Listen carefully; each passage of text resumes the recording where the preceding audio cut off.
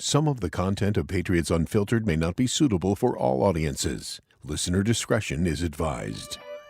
The world's original podcast. Welcome to Patriots Unfiltered. It's Alex. Welcome, Alex. Whoever ordered 4 chairs for the studio, I took that as, oh, okay, they're threatened. I find it hard to write about just from a leg, because he had blood clots. Like, how do you describe it? Every day in blood observations, it was like, Christian Barmore, parentheses, blood clots. It's not the same as ankle, Paul. And I want to tune into some good old-fashioned Rivers Have Tide level arguments, not a bunch of boomers. I am not a boomer, god damn it. Nor am I. What's clockwise? Mike, This Alex, way, right? Evan, It Paul, goes the way of a Fred. clock. That was a shot. I haven't. Have you never I you use haven't my looked phone. at an Oh, you never analog done clock? clock? Boomer. I don't know like that. Boomer. Hey, What's a clock? Hey, boomer. I look at my phone. Did you wear a chain? Wow. Did you wear a chain underneath your His pants? girlfriend So did. I did for a long time. Someone Saint a key Anthony. to leave you? Was it the horn? There was no horn. The horn of fertility. All right, we got to hurry. This is Patriots Unfiltered. Presented by Toyota's official website for deals, buyatoyota.com. All right, welcome to Patriots Unfiltered. It is Tuesday, and a victory Tuesday at that. We are here for the next 2 hours on Patriots Unfiltered. It's Deuce, it's Evan, it's Paul, it's Fred, it's Matt in the booth. We're coming to you live from Gillette Stadium, and boy, what a week, huh? I am so psyched. This is me Oh, my. handing Fred his flowers. Well, no, listen, You nailed it. Why are you doing that? Well, you know what nailed it? On You. Patriots.com, we did a Madden sim before the game. You know what the score was after that sim? 16 to 10. 17 to 10. 17 to Patriots win. So it wasn't 1 point. correct. 1 point. That was pretty good. I So do that a lot. They're going to do that again So this was week. Paul. I can't wait to find out how close they get this week. No, but I'm being serious. I'm not Hopefully- downplaying this. hopefully the Patriots are close. Had wanted, you guys done? You guys- My sorry. Sorry. Dad's talking. No, Fred had one of his premonitions where he felt like not only a lot of people thought the game could be close, and I would put myself in that category. I thought the Bengals would pull away late. Yeah. But you didn't think the game would be close. You thought the Patriots would win it, and I didn't really see a lot of people picking Yeah. that. But, listen, it was an upset. Oh, yeah. Yeah. But if you thought there was a way for the Patriots to win this game, this was exactly the blueprint. This was exactly the blueprint. Run the ball, play good defense, don't make a lot of mistakes, don't turn the ball over. That's exactly what No happened. mistake. And hope the other team And hope does. the other Yeah. team does. Yeah. And that's exactly what happened. If they were going to win this game, but listen, I am so proud of them. And I know Paul always laughs when I say that. Why are you proud? Yeah, you ruined your You children. know, but I really am. I mean, a lot of things could have gone bad based on last year and what we saw so far in summer, and they were able to play, not a completely perfect game, but Oh, pretty close. pretty close. Like when they had to make the stop at the end, they did. When they had to keep possession at the end, they did. They had clutch play. I mean, Yeah. how big a play was that punch out of Burrow? Not Burrow, but at the end, Tanner Hudson. Tanner Hudson close to the goal line. To Kyle me, that Vickers. was the game. That was the turning point of the game. It was, Yeah, that was a big turning point. Yeah. But I think it was pretty close to perfect. Very few penalties, no turnovers. I mean, they flirted with them, but no turnovers. Ran the ball really well. Played exceptional defense, really, for the full 60 minutes. I mean, what they did to Burrow, I thought it was with pretty- the different looks and everything, I thought it was and, pretty and perfect. moving Keon White around the line. Burrow is an elite quarterback in this league, and he looked flustered. Yep. And he did look flustered. And I give credit to, Covington and the defensive coaches and Yeah. the players for making that happen. High marks for those guys. I thought Yeah. they did a great job of, I think, confusing Burrow a little bit and frustrating Yeah. Jamar Chase. So how they won this game, it's a tough way to live. They're gonna meet other teams. That's that, more of a Wednesday yeah. topic. Listen, they're gonna meet other Right. teams that are gonna probably put up more of a fight. But listen, what a way to start the season for this regime. Yeah, on the postgame show, I was trying to figure out biggest win since when, and I came up with 2022 against the Lions when they shut out the Lions, good Lions team.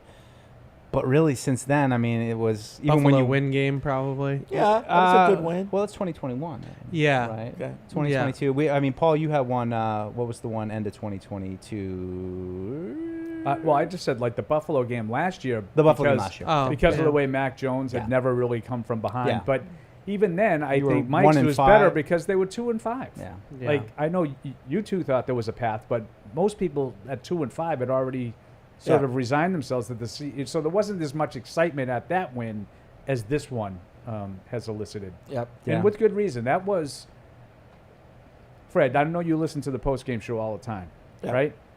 We basically had an hour and 45 minutes of the good list. Yeah. You know what was on my bad list? And What's this is that? the only thing that made it? What's that? Del Pettis jumping offside on the opening kick Yeah. for the illegal formation. That's the on only opening thing that kick. made it. It's the only thing that was on my bad list. I'm surprised. So, we got to the red zone later. I think Well, extremely maybe that should have been on. objective I know, but viewer. I just When they take it and they go out there again, I understand it wasn't like the coaches are going to watch the film and they're like Chukwuekorf for struggled yeah. a little bit. Like I know that there were mistakes, but for 60 minutes they played the game the way they wanted to play it, and made Cincinnati look awfully bad. Yeah. I mean, Like- the fans there were booing. What am I gonna Yeah. What am I gonna nitpick on? Yeah. You know, there's things for sure, and we'll talk about them as our hour and 55 goes by. But I have a list. all right, well, I'll let the Prince of Pessimism take over then. Well, let's give Ramondre some love though It's too. good 'cause not to be in that role for a change. I'm happy with It's that. okay. I mean, Ramondre Stevenson was just outstanding. I the mean, best and player it's, in and the that's, field.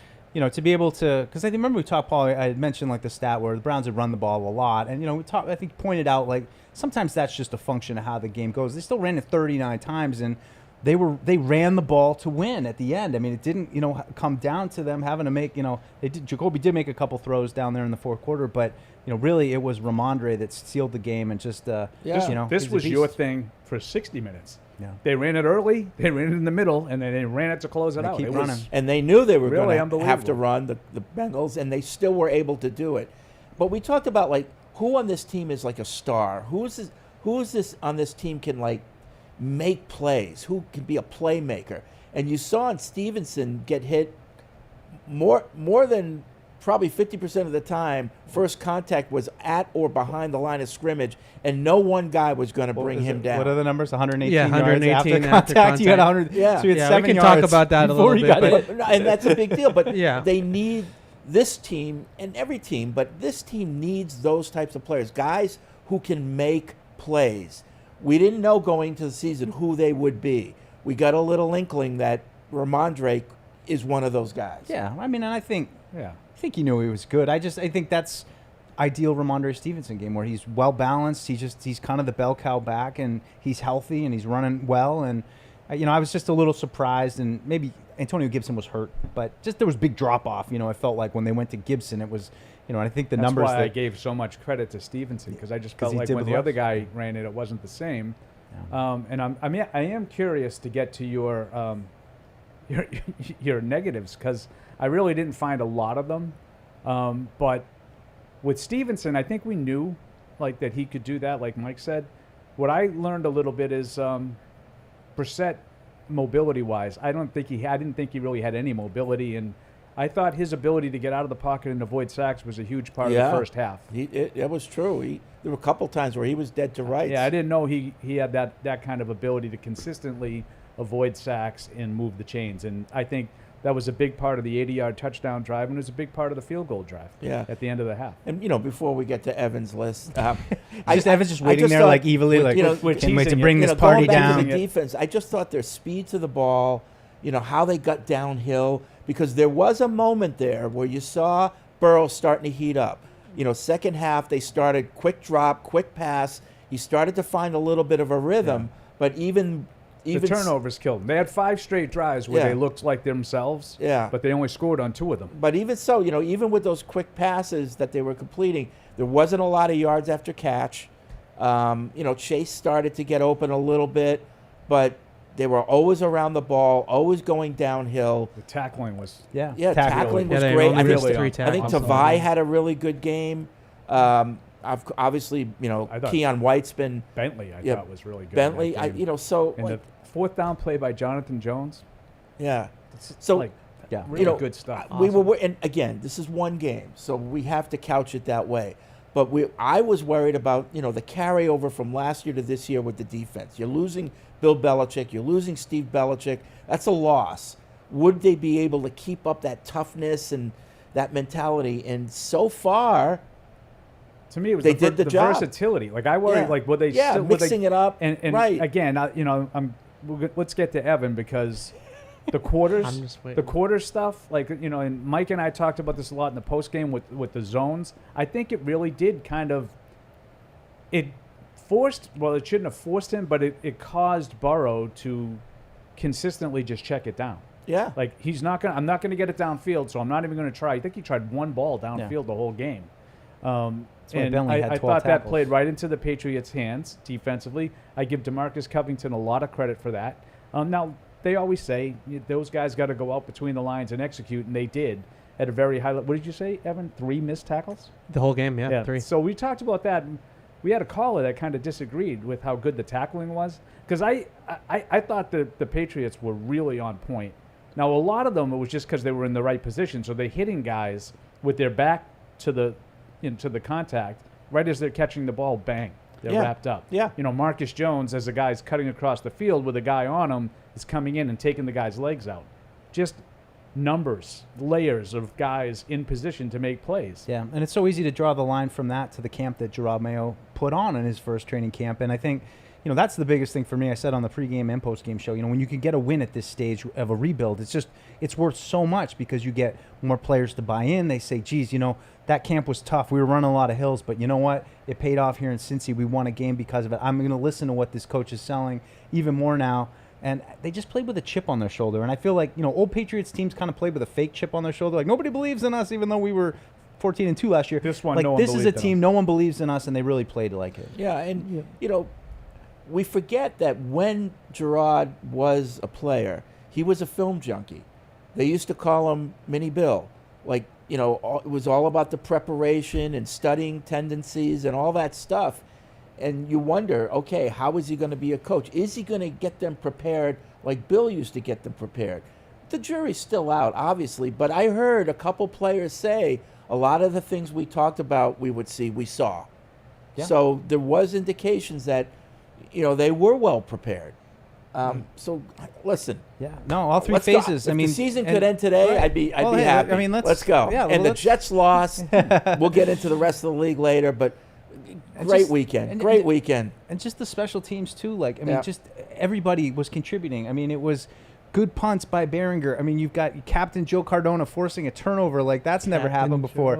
Schooler getting down the Lieutenant, field. actually. Just a number of plays. It was just such a complimentary game. And, I think the hard part, which kind of we're hinting at, is just that it's everything was perfect. So, yeah, you were able to squeak out a 16-10 win with everything going perfect. Again, that's you're gonna more have of to a go. Wednesday Sorry. Well, it wasn't, listen, I We'll don't get- want to we'll- steal your thunder, but, we'll get but to the negatives, offense but- still has issues. I mean, Yeah. they ran the ball We're- great. The offense has issues. Yeah, the offense still, I mean, they scored 16 points. Let's not forget, that's not going to do it every week. So, but it is Most weeks. week 1, and I'm hoping that it gets a little better week by week as Polk gets his legs under him. Baker didn't play for whatever reason. And we see improvement in the offense, but it does need to improve. Yeah. They're not going to be able to win every week the way they won last week. All right, I'll hand out 3 gold stars on the positive Okay. side Oh, all right. first, Now, okay? seven. Because I The don't general want to is be about all to speak. I don't want to be all Let's get the negative. floor to, All right. Gold star number 1 goes to DeMarcus Covington. I really felt like you look at that last drive for the Bengals, Burrow is seeing ghosts. Like, he had no idea where to go with the ball.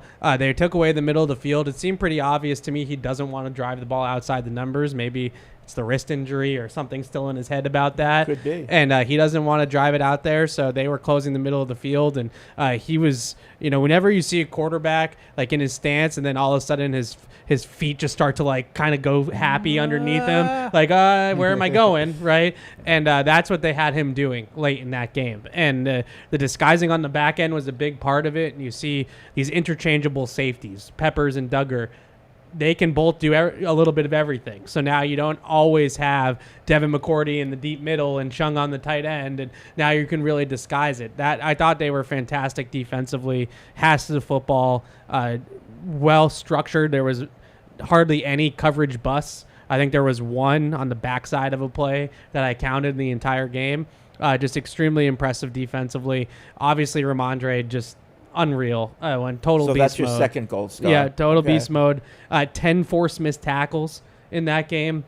Oh. 118 after contact. I mean, he was just The guy, Hilton dynamite. guy was like, geez. I mean, Yeah. there's so many little just a little turn his body and shift. And I mean, Yeah. you were talking about Paul. He just looked lighter he and looked a shiftier little more to mold. me Yeah, than shifty. he has in the past. Yeah, he likes to almost like slalom, where like he's just kind of like bouncing back and forth with those jump cuts, and he was excellent.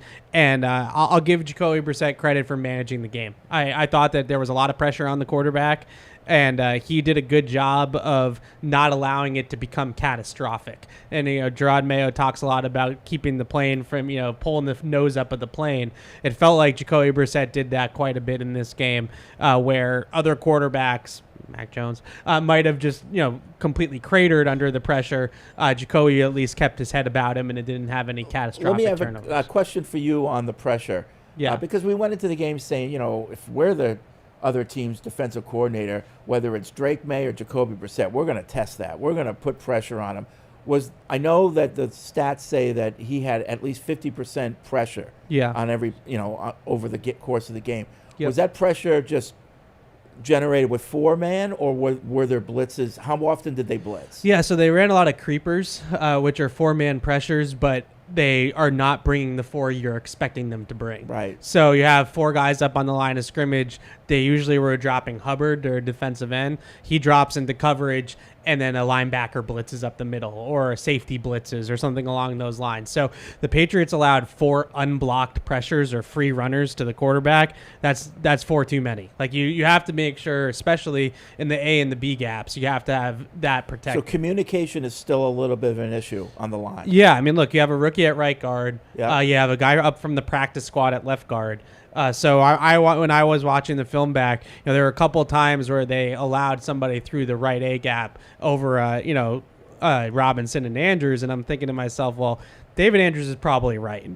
Like whatever he's doing is probably right. So I hate to pin it all on the rookie, but there was at least 2 or 3 times where I felt like Layden Robinson was helping to Onwenu, almost not blocking anybody, and then they were letting somebody free up the middle. There was one in particular, they had Pop Douglas on like a little pick wheel. That would have been a huge play, and they just let somebody right through the middle of the line of scrimmage unblocked, and you just can't have those. Can I give some flowers to Keon White, because I know I was a little critical of him this summer, but Some people are chirping you about it too. No, Yeah, and I'm sure I heard the appreciate post-game that. show. I appreciate that, but I mean, I would just say to that point too is like, there's so much going on during training camp that like, if I haven't seen something, I'm not going to just jump on the train because other people were tweeting it. I'm just going to tell you I haven't seen it yet, and it's not because I had anything against Keon White, but I just thought he was, really, really violent inside, and I like that. I think that's what they need. Without Barmore, he came from a few different angles. I thought the rush was, as Evan said, just coordinated. The stunts that they were doing, those kind of things. Everybody was staying in the right spot, and I think the last one he kind of was just holding this guy up, and Right. Burrow kind of ran right Did you into see him. what he did to But- Trent Brown? Oh, on that just one play? boom, Just boom, slapped hands him out. gone. Yeah, there was So- so one of the 3 sacks, because he was involved in all 3 sacks, and one of them was unbelievably impressive. The other 2, The guard- I kind the of guard agree with one- the Mike. guard one, yeah. I know Mike is taking a lot of heat for it, but like, okay, he had a good game. Yeah. I would take the heat if you said no, he didn't have a good game. Like, that's just being stubborn. Right. Right. But like what Mike saw before that is different than what other people have seen. So Yeah. let's see what happens going forward. It's On just- Sunday, he was really good. Just without Judon and Barmore, you need a guy who makes a difference up front. And, he's different than those 2 players, and he'll be used in a different way. But he's effective, and I just like that he's playing up to his face, if that makes sense. Like, he's playing like he looks right now. Like, he's playing mean and angry. And, and it goes back to the summer. When he goes against guards, all of a sudden it's this huge mismatch. I mean, the Brown play was kind of unique to me with him because you haven't seen a lot of that. Like, it's usually just him put his head down, try to run right through guys. But You're not going to run through Trent No, Brown. you're not going to do it. But, it showed a little bit of Yeah. growing savvy from him. And, he's a critical player if they're going to continue to He was the ascend. poster child for Cincinnati in that game. And did you No see effort. did you see White's fit after the game? I did. I mean, He I looked love good. it. Always love look- it. Bringing it looks in the good. game and after Yeah. the game. I don't know. Yeah. What, in the Just locker room? chains. Yeah, and- well, when he came to the podium. Oh, his fit. He's always I'm got sorry. Yeah. cool style. I He's got got his caught own. being unhip. Boomer. Shut up, Yeah, Boomer. should I- yeah. He marches to his own drummer. I appreciate it. Yeah, I see did. what I you're did saying. like the sack on Trent Brown because of the exact reason you said. That's some skill, double swipe move, and it wasn't just a bull rush where he's just kind of putting his head down and running through He people. left Brown just bent over Yeah. because like he Oh had no, not again. Yeah, oh, and it was from the edge too, from stand Right. up from the Yeah. edge. Where he says he needs to From improve. outside. yeah. Yeah. So Yeah. that all Yeah. summer long he's been working on those types of moves. That and then was you get really into impressive, week one. that play. Yeah. Can I Yeah. ask you, Yes. as you're going to segue into your When's Oh, the negative yeah. stuff? My coming? grievances. to your reasons why all the things you think are good really aren't as good as you think they are? No, I didn't say that. When Cincinnati did finally get their offense in gear late in the first half into the second half, they kind of started to run the ball a little bit. Did you see guys like Keon White and Aquale maybe getting targeted in the run game at all? A little bit, and Bentley honestly was at the point of attack at the big 16-yarder that they had from Zach Moss. But I think the big thing is that they were playing those two deep safeties, and they were just daring the Bengals to run the ball. Like if you want to take the game out of Burrow's hands and like go right ahead and run the ball with Zach Moss and was it Chase Brown Yeah. as their backup, we'll live with that. And eventually the Bengals finally succumbed and said, okay, we'll run it. They ran a couple of them off RPOs too, which seemed to take some of the numbers out of the box for the Patriots. But the biggest thing was, those interior guys weren't getting off blocks a little bit. The reason I brought it up was because Mike and I, we watch, obviously on TV, and Charles Davis, I think, was the color commentator with Iron Eagle. yeah. And he had mentioned for the first time of the game, it was like the third quarter touchdown drive. For the first time, he felt like Cincinnati had gained control of the line of scrimmage. Yeah. The Patriots had thorough control of the line from the outset. And then he had said, finally, Cincinnati is pushed back. That's why I wanted to see how you, if you were seeing it the same way. And Yep. because they are a little smaller. Like Aquale is not one of those 320-pound run stuffers. Yeah. What did you think about the whole conditioning thing? That the Patriots, were just in better shape at the end of the game. Do you think that's more just I mean, they made the plays at the end. Yeah. I struggled to connect it directly to, and because Ramondre still had some burst at the, hard to say that, but who made the plays at the end? The Patriots did on both Yeah. sides of the ball. Who So made to the me, play before the game started? The Patriots. They dominated for 60 minutes. Yeah. They outplayed Cincinnati for 60 Right. full minutes. Yeah, I put it less conditioning than they just played better. yeah, I think that was more That's how I evident. look at it. Like if it had been a long game, and you just felt like, man, these teams both seem tired, but Like, one team's like got I a would little say, more. like in the Sunday night game, I watched Detroit and the Rams. The Rams. The Rams. And David Montgomery just completely took the overtime drive over and went right down the field. I don't think it's because the Rams were out of shape. I just think that their offensive line sort of took over when the game was on the line, and they ran the ball very well. I just think it happens. I think both sides, in a week one overtime game, both sides are probably pretty gassed at that point. And if you remember the beginning of this game, the Patriots game, the defense had to be out in the field for quite a bit to begin because the offense was going three and out. three and out, three. And three Cincinnati's positions. defense? Cincy. No, yeah. Patriots, I don't think went 3-0 much at all. And to start the game, the Yeah, I was saying Patriots the offense. Cincy defense was on the field more early on, so they. Oh, played yeah. just because of the. That's what I'm saying. Yeah. No, but I thought our defense The needed second drive of the game was an 80-yard drive. for us. Yeah. Oh, it was. Oh. They went like, I don't know, how, like 13, 14 plays, 80 yards. No, I just remember thinking, our defense needs a little bit Did of a I breather. hold on? You know what? Yeah. Let me Get the check game that. book out. Yeah. If we had a different setup, I'd be able to Yeah. more accurate. Oh God. Jeez, you complain. Look at the folder. He's got his readers I on. thought I remember thinking, and on the blog, people say, our defense needs a little bit of a breather. I don't know why you would ever say that. The first 3 drives for Cincinnati were 3-0. Yeah. That I remember Yeah. specifically. Yeah. True. But I believe. I love when the glasses go on. That's when you know it's Hold, real. please. Hold, please. So 3-0 for Cincinnati. Then the Patriots get a first down on the first 2 run. plays. Yep. And then they ended up having to punt. And then Cincinnati goes 3-0 again. And then the Patriots go on a 14-play, 80-yard drive that took 7 minutes and 20 seconds off the clock. All right. to take a 7-0 lead. I don't know what I was it was thinking. like they were in I don't know what I control. was thinking. The Patriots were in control of the game, really Yeah. for 60 minutes. Now, the thing that's tough to try to like interpret something moving forward is what Mike keeps saying. It's such a narrow path to victory that I felt they were in complete control of the way the game was played. And yet with 3 minutes left in the game, the other team has the ball down 6 with a chance to win. Right, and it's Joe Burrow. You're thoroughly in control of the game, and the other team has the ball with a chance to win. Now, Patriots close like champs. They force a 3-and-out, and then they end up in victory formation because they are able to get 2 first downs with Ramondre Stevenson. Right. Don't you think, Paul, that's exactly your argument for running the ball?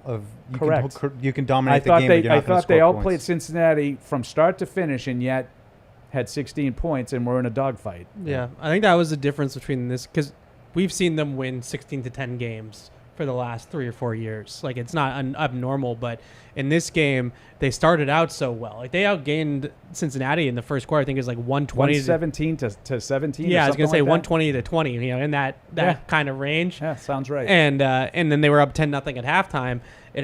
We haven't seen that a ton. We've seen a lot of, last year in week 1 they're down 18-0, like right off the off this jump and then coming from behind the whole game. Like that part of it was refreshing. But if we want to get to the grievances, at the end of the day, Grieve away. they threw for 121 yards. Yep. And they scored 16 points, and that formula is just not going to work most weeks. But isn't it almost kind of like the perfect scenario? You win games, but it's not because you're throwing the ball all over the yard, so that, okay, when Drake May comes in, it's going to look that much better. Yeah, I hope so. I think the biggest things to me, Because he is coming in. yes, He's coming in. and maybe one of the biggest gripes I had with Jacoby from this game was just he does not want to test a tight window down the field. Like if it's Well, that's been his Drake MO. if it's NFL open but it's not wide open, he's not throwing it. Yeah. And so there was numerous times on this tape where he had open receivers downfield and he's checking the ball Well, down. even when they took that shot, I think it was early in the third quarter, he just threw the ball too long. Yeah. Yeah. He is what he is. He's a veteran game manager quarterback who deserves, like I said at the beginning, a lot of credit for mitigating the pressure and dealing with the circumstances and all those things.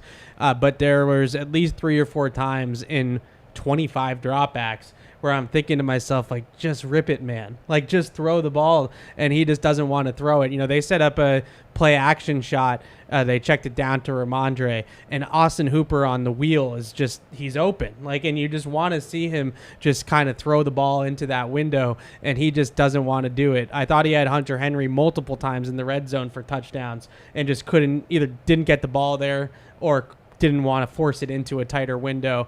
It really seems to show itself in the red zone where the space is compacted, that he just doesn't necessarily have that in him. You have a 48% pressure rate, highest in the NFL in week 1. That's not sustainable.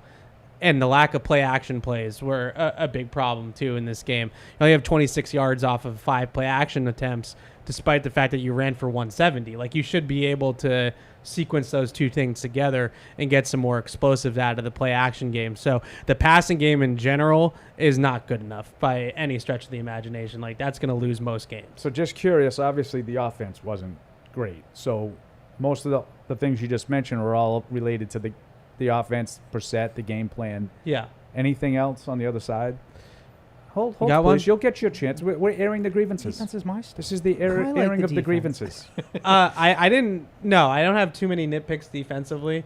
I really, we didn't talk about Gonzalez yet. I thought some of the man coverage reps he had against Chase were just ridiculously good. I'll take this as the opportunity to sort of reiterate that I thought they played a lot of zone. I thought that Gonzalez was really good and not necessarily, quote unquote, locking down one guy the whole game. No. So But I had the misfortune of saying that in the post game, and I said something like, it's not like Chase ended up with 3 catches for 14 yards or something with Gonzalez covering him on every play. right. That's locking the guy down. Yep. How many plays did you have him covering him man-to-man? 20. He had a man-to-man only 7, but they had 20. 7. Yeah. 7 times in the game. Yep. But okay. So yeah. Again, this is not an indictment on Gonzalez. Just don't tell me he did something that he didn't do. No, but he didn't lock him down all game. But there were He wasn't asked to. No, like right. That's No. that's the point I was trying to make, and evidently, I'm the Mike You of Keon White with Gonzalez. But I think the future is bright for Gonzalez. And you look at some of the plays where he was one-on-one with Chase, where the ball didn't go to Chase. And you ever see, like, those little fish that move, like, as a group? He looked like he was attached to Chase's It's good hip. coverage. I mean, That's it what was it just looks like the way they moved together. It was almost like a dance. Yeah. And so I can't see that on TV. no, you saw it in the overhead. And, Yeah. And that type of fluidity, in a cornerback He's really good. is rare. It's rare. That's what separates the great ones from the good ones. And you saw You that. know what else does? What? Locking up a guy man to man every play. Okay, and that will come. That will come. I agree. That will come. But a lot of people think it already came. It didn't come this game. No, And- I'm not talking about this game. That it came. That's what he is. Yeah. He's no. played 5 games now. Right. Like that's all. That's. But I think I thought he was fine in the game. I have no issues. Yeah. I didn't have a single issue with even the penalty he got. I had no problem with the penalty. It wasn't egregious. Sometimes they let that go. Sometimes they call it. Yeah, I had no problem with I- Gonzalez in this game but at all. I'm pretty sure that he has the physical ability to be that lockdown guy. Will he have it up here? I think that's what he wants to be. To be determined. He better be. I mean, you drafted him in the first round, right? I think he's there. Yeah. Like he, I think that's what he wants. He's I got I the agree with ability. Evan. He's got the ability. I think he's already in that Physical. category. Like if I was the Patriots coaching staff, and they basically did. I mean, he lined up against Chase 20 times. Some of it was zone. It ended up being zone, but they only threw the ball 20. Well, you got to wonder if T. 27 Higgins times. was in the game, would he have had to do it more? Or maybe he's on Higgins. I don't know. Yeah. I mean, if I'm Covington and Mayo, I go to him every single Tuesday night and I say, you have number 14 this week. See you Sunday. Yeah. Like he's that good. I thought he was really good in the game. I think he did exactly what they asked him to do. Yeah. And I think they wisely played a lot of zone. I think it was like 60-ish%. Yep. Which I think is a little. I mean, correct. You have the numbers and this stuff. It seemed a little bit more than they normally do to me. Not quite as But- much as they did in 22 against the Bengals, but they didn't have the corners they have now. They had Miles Bryant, Marcus Jones, and Jonathan Jones that game. So now when you throw Gonzo in there, you feel a little bit comfortable I going loved this. man to man. I a little mean, bit. how can you quibble with a game plan that made Joe Burrow look so average? I know. Yeah. I love the game plan. I just don't understand what you guys thought. There was no T. Higgins. They had something named Yoshivas. Yoshivas? Yoshivas, Yeah. right? good Playing player. a key role, Trying to feel who what- actually made a terrific catch, Yeah, but otherwise he's a was decent invisible. player. And Jamar Chase, having not done anything all summer, like I don't know how, like if anyone expected him to do. I think he exceeded my expectations, 6 for 62. Yeah. And Some hard runs after catch. and, like and getting I'm smashed not yards. like surprised that some of his catches weren't on Gonzalez. Yeah. Like they played zone, so sometimes and I think the biggest play for him was that 28-yarder. Yeah. That was definitely But at the end of the right day, in the middle of like 4 guys. Like that was a definite zone. That was not Gonzalez's fault. No, it was and a I didn't cover say 2. it was Gonzalez's fault in the post game. But at the end of the back day, off, everybody. they had Joe No. Burrow, and I'm a big boy. they had an elite quarterback, and they made that elite quarterback, see ghosts. And They so, did. so hats off to the defense. Well- I'm proud of you. Well, Yeah, I mean, the very I first. think that's so condescending. very Why? first third Why is down. that Who are you? condescending? Who am I? I'm Fr- proud Who of am you. I? What do you I'm mean? proud of This This is is my my the boss 30th man. season. I'm proud of you. I'm 30. I've seen a lot of defenses. Yeah, you have. I would just say a couple gripes with it, or cause for concern with me is just low pressure rate from the defense. I mean, that number is 17%, and then just rushing forward was 11. So a team that's going to have to get by with manufacturing it. And I thought a lot of what they did was early on, and they set the tone. And everyone wants to talk about Keon White's sacks that came all in like the first 4 or 5 possessions. So I mean, I had the one at the end, but it wasn't consistent enough for me. Didn't see a lot out of Uche. I mean, he played like 6-7 snaps. He seems so. I just it looks great there, but There's something going on. there's going to be physical some there other for him to problems. play so little. Continues to be got the something foot. weird with Uche. Yeah, he had 3 hurries in this game. One of them, one of the sacks was him, Yeah, coming that off was the cool. edge and Yeah. forcing Right Burrow under Trent Brown. to step up. But this was one of my bigger questions with Covington and this whole new regime on defense was just, how aggressive would they be? This was a coverage game plan. Yeah. Like, they did not want to take the numbers out of the back end to rush the passer at all, really. They had a few of those, schemed pressures or whatever you want to call them, but they rushed 4 the entire game. And when you do that, no, they don't have a great, Jets-like defensive line that's going to put up a 40% pressure rate when they rush 4 guys.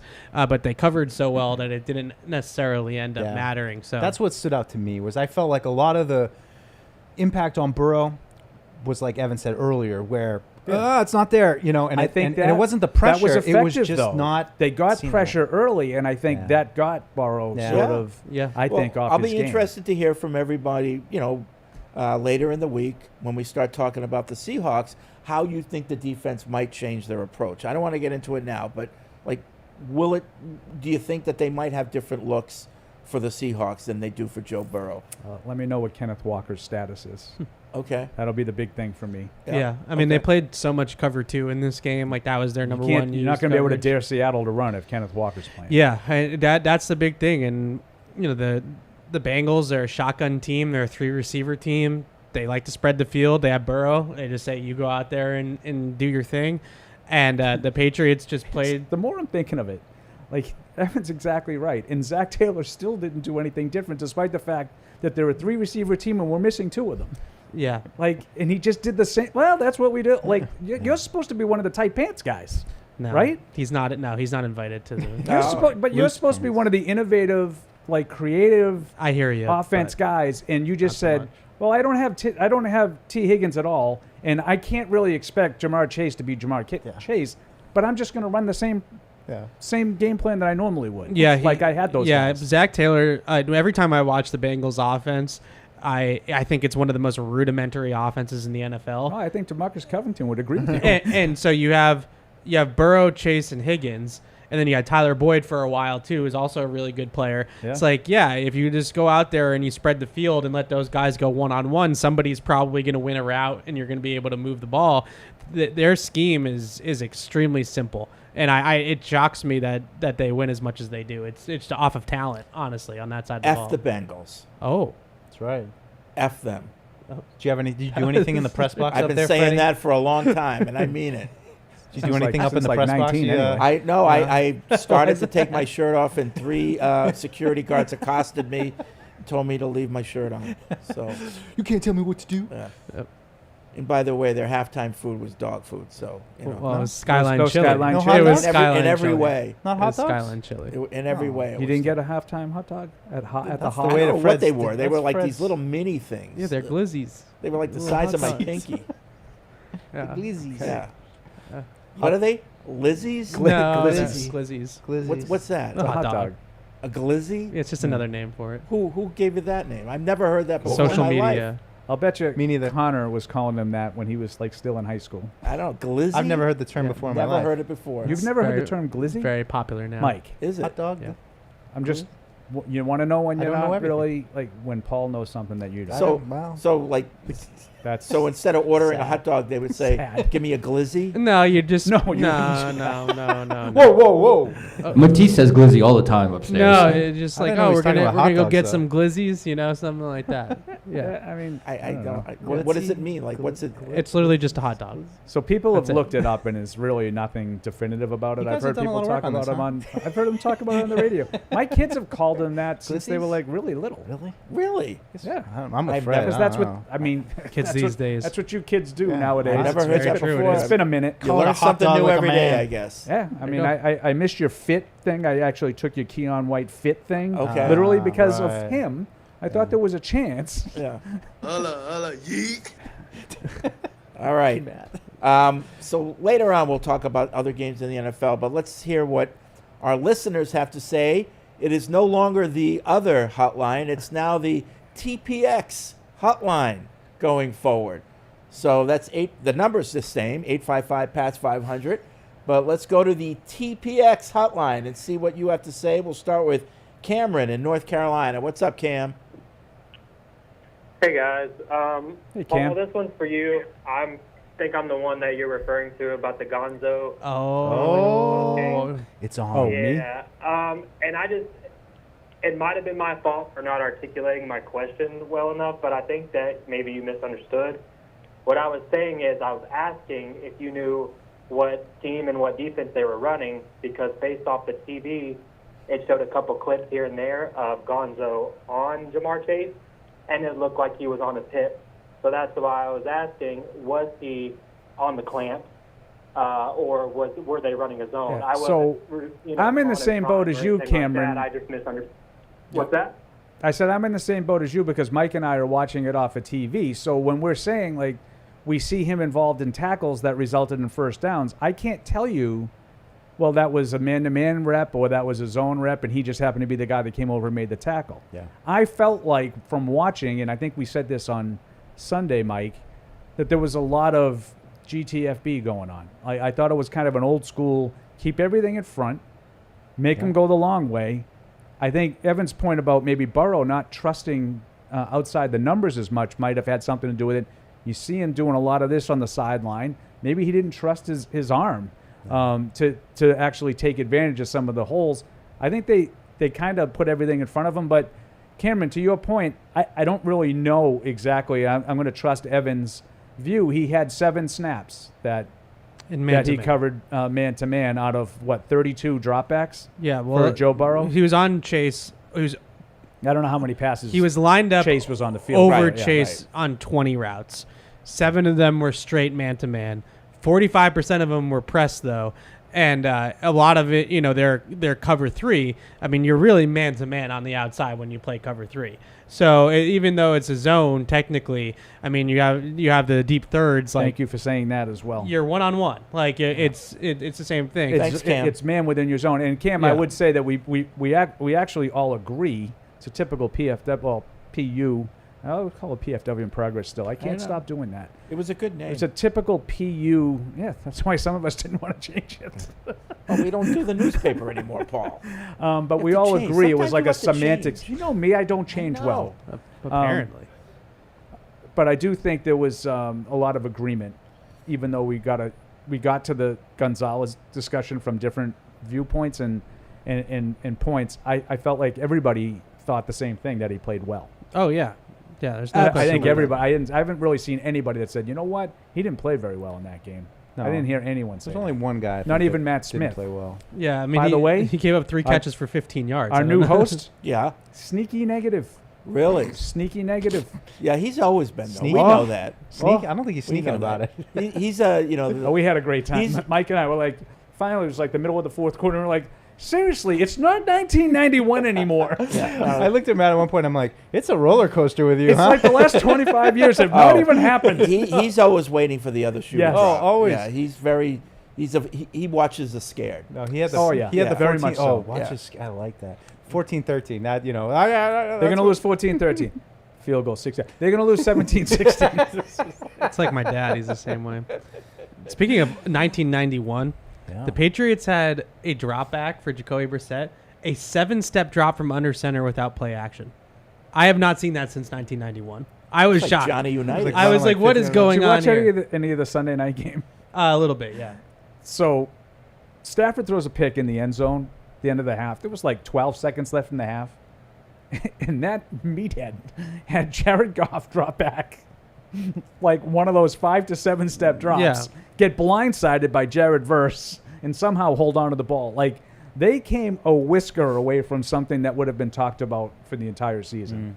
Like, if he gets strip sacked and the Rams end up getting points on a play like that, like, what an unbelievably boneheaded play. Now, evidently, Jamison Williams was wide open or had single coverage on the side. Who cares? Risk reward. I'm not a guy- big fan of 7-step drops from under center. It's a lot of steps. Like if you're I don't gonna even remember what the if you're gonna situation play was for the action off of Lions. it, then I'm a little bit more on board. But there's no offense in the NFL anymore that does 7-step drop from under center. Why did they do it? Were they trying to hit a deep shot? No, they weren't even trying to do that. They just ran like Hooper ran like over the ball. Hooper runs the hook, Chief. It was very odd. Let's go to Susan in Tennessee. Hey, Susan. Hey guys, long-time listener, and I've been to a few Bengals games. Actually, I've seen everybody they've had except for Joe Burrow play, and I went to LSU, so I wanted to see Joe. So I was at the game Sunday, and the one thing I couldn't believe is how well the Patriots wrapped up tackles.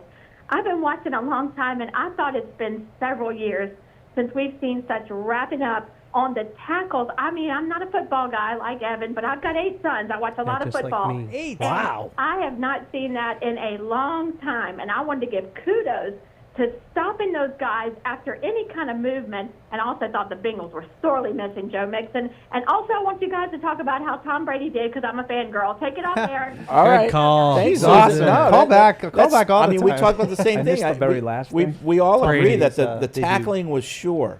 Yeah. It was sure The Jonathan tackling. Jones play Yeah. on the 4th down was ridiculous. Yeah. He comes 17 yards on that play. Yeah. Like just when you froze it, where they were when he caught the ball and where Jones was. How many times do you see, during an NFL week when you're just watching the games, key plays like that, and a guy shoots a gap or he fights through, it's a quick play, fights through the wash, he gets there, but it's so hard to get the guy on. Like the initial contact is there, he doesn't get the help, and a guy ends up squirting through and getting the first down. Like, I've seen a million plays like Jonathan Jones getting there, but to get him on the ground, quick, just dropped him right there. Veteran play. He's one of those guys that I just wish, and I will continue to fight the good fight for you, Jonathan Jones. Like, the national recognition should be much higher for him.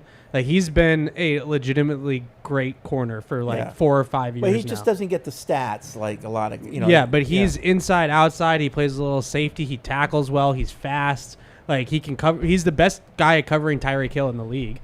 Like, nobody covers him better than Jonathan Jones. Well, the police. Pretty well. Jones also, he's elite at answering press conference questions. Just quick, bang, 2 sentences, direct to the point, out. They have a couple guys like that on defense who, I think Tavai's starting to get a little bit more pub. Him, Tavai, just these lunch pail guys that are just such solid, fundamentally sound football players, but they strong middle class, Paul. Yeah. Good defenders. All right, my food's here. Paul's still on a hunger strike. 47 minutes to get me to say something negative. Still on a hunger strike. We'll be back with the TPX hotline. We'll be back with your emails right after this. Whether you're in the game or betting on the game, you'll need a game plan. DraftKings Sportsbook, the official sports betting partner of the New England Patriots, provides you with everything you need to build your personal betting game plan so you can get in on all the action while practicing safe bets. Visit DraftKings.com/responsible-gaming to learn more about all the safe betting tools DraftKings has to offer. Hope is here, 800-327-5050 or gamblinghelplinema.org. Must be 21 plus. Play it smart from the start. GameSenseMA.com. Physically present in Massachusetts. See DraftKings.com/responsible-gaming for details and state-specific responsible gambling resources. Isn't it time to get exactly what you want? Welcome to Red Hot Deal Days from Verizon, where you get your pick of our best deals. Like My Plan, where you can pick the perks you want and save on every one. For limited time, bring your own phones to a Verizon store and you can get My Plan for our best price ever. Get exactly what you want in your phone plan and only pay for what you need. Bring your phones to your Verizon store today and get My Plan. These deals won't last. It's your Verizon. When someone accidentally threw away the school play costumes, oh no! Replacements were shipped with FedEx. And with picture proof of delivery, everyone could focus on the perfect opening night. FedEx, where now meets next. For residential delivery only. Isn't it time to get exactly what you want? Welcome to Red Hot Deal Days from Verizon, where you get your pick of our best deals. Like My Plan, where you can pick the perks you want and save on every one. For limited time, bring your own phones to a Verizon store and you can get My Plan for our best price ever. Get exactly what you want in your phone plan and only pay for what you need. Bring your phones to your Verizon store today and get My Plan. These deals won't last. It's your Verizon. When someone accidentally threw away the school play costumes, Oh no. replacements were shipped with FedEx. And with picture proof of delivery, everyone could focus on the perfect opening night. FedEx, where now meets next. For residential delivery only. Bob Sosi with Scott Zolak. It's great to have you with us. It's a new era for this New England Patriots franchise. Takes a head-high snap. He drops back with a four-man rush. Pressure coming. He's wrapped up and the ball comes loose as Burrow goes down. Able to penetrate Keon White and the second-year defensive lineman out of Georgia Tech, forcing Burrow to step up. He lost the handle, though the Bengals recover while absorbing a loss of 3. That's excellent pressure here. Coming down from the back of the pocket, that's what you got to do. Pop one of these out on Burrow. The Bengals crowd the line. As Brissett pulls away, gives to Stevenson, hop right, runs past an arm tackle, angling right to the 35-40 with a stiff arm, and Ramondre continues the stiff arm, ridden out of bounds eventually as he sent Geno Stone, the safety for Cincinnati, to the turf with a stiff left hand. It's the late counter to the right side. Good patience, excellent patience by Ramondre Stevenson here to not rush this. He rushes this, I think he's dead for 2 yards in the backfield. But he slides out that backside to the right for a 14-yard right. Patriots moving. With a 3rd and goal to go just outside the 3. A heavy set. 3 tight ends are in. He takes the handoff. He runs it to the right side. He's into the end zone. Touchdown, Patriots! Phenomenal drive. 80 yards right down the field. Impeccable drive by Jacoby Brissett. Excellent decision-making with the throws and then with the feet. I thought Jacoby was bigger with his feet than the throws. And, of course, coming off the ball, going big there. Caden Wallace in the game. Piggybacked off Fedarian Lowe. And they, again, run that counter between the tackles. And Ramondre takes it in. That's big. Ball snapped by Karras from the right hash of the 37. Chase motions left. Burrow's looking that way. There's pressure. And Burrow will be sacked. And Keon White was there at the quarterback's feet with a first man to the quarterback. But he had plenty of company. Keon White got up under Trent Brown's pad level on that right side and just took him and just absolutely threw him into the backfield, collapsed the pocket onto Joe Burrow. Again, no first downs. Patriots off on 3 again defensively. That's big. Shotgun snap. Burrow stands in, lobs the throw. Back corner right for Gesicki. Leaps. Comes down the far pylon. He made the catch. Touchdown, Cincinnati. Hell of a throw. Hell of a throw. Coverage is there. After reviewing the play, the ruling is incomplete pass. 3rd down. Officially a 3rd down and 11 with Chase to split to the left. Burrow takes the snap, drops back, 5-man rush, throw it in the middle, and it's caught by the tight end. It's Hakeem loose, and it's scooped up by the Patriots. Running down the right side, 10-15, Marcus Jones spun out of bounds on the far side after the completion to Tanner Hudson, who was seemingly on his way to a score for Cincinnati as the ball was not free. Big play. We've seen that time and time again. Play's not always dead at the goal line. We've been there in Pittsburgh before. With the tight end, ball comes out. The Juju Smith deflection. Plays aren't dead near the goal line. This is great hustle by Duggar to get the ball out. Kyle Duggar from behind came down with the right hand and what a play. Slapped the ball away from Tanner Hudson. Jacoby looks to throw. He's back in the pocket. He's under pressure. He lines the throw to the back of the end zone. It's going to be intercepted.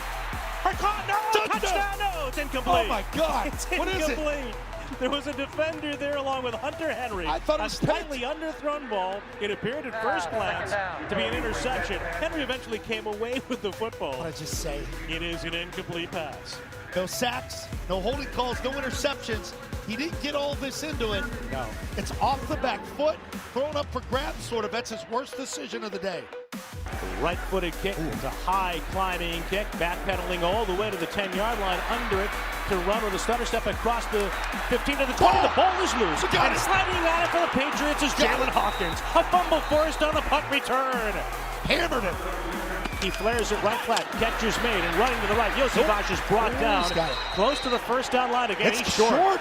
He's Good short. tackle in the open field for the Patriots. New England with a stop. Jonathan Jones, the veteran defensive back for the Patriots, leading the celebration. That's a bad call. That's an excellent play with Yosivas making the catch in the flat. Him out of the pistol. Burrow takes the snap, a give to Moss, runs it through the right side. He's hit, but he dives into the end zone, falling forward for a touchdown, Cincinnati. It's a good drive for the Bengals. He takes the snap on 3rd and 10. He's back in the pocket. It's holding. Now he backs up and flips it underneath. Catch by Moss. Surrounded and brought down at the 15-yard line. Patriots Got it. hurry to the football. They got a kick. Duggar along with Gonzalez and Bentley there with a tackle. Peppers Long with way a from tackle. over. Long way from over. 2:38. You got the 2-minute warning, and you still have all 3 timeouts if you're Cincinnati. They have to kick here. Turns and gives it to Stevenson. Give it to Ramondre. The give to Ramondre. Starts right. Cuts it back to the inside. And he's going to nearly slip away from a defender, but he picks up a first down nonetheless. It's over. He gets to the Cincinnati 44. Put that man in bubble wrap. See you next Sunday with Seattle at home. The Orange Sea is dumping out. Who day?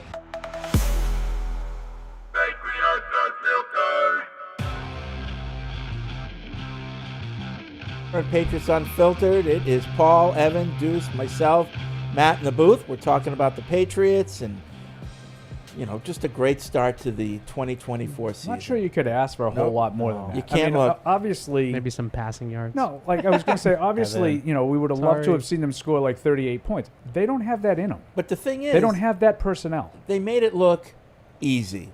Correct. And it's easy to drink. It's easy to enjoy. Bud Light, the official beer sponsor of the New England Patriots.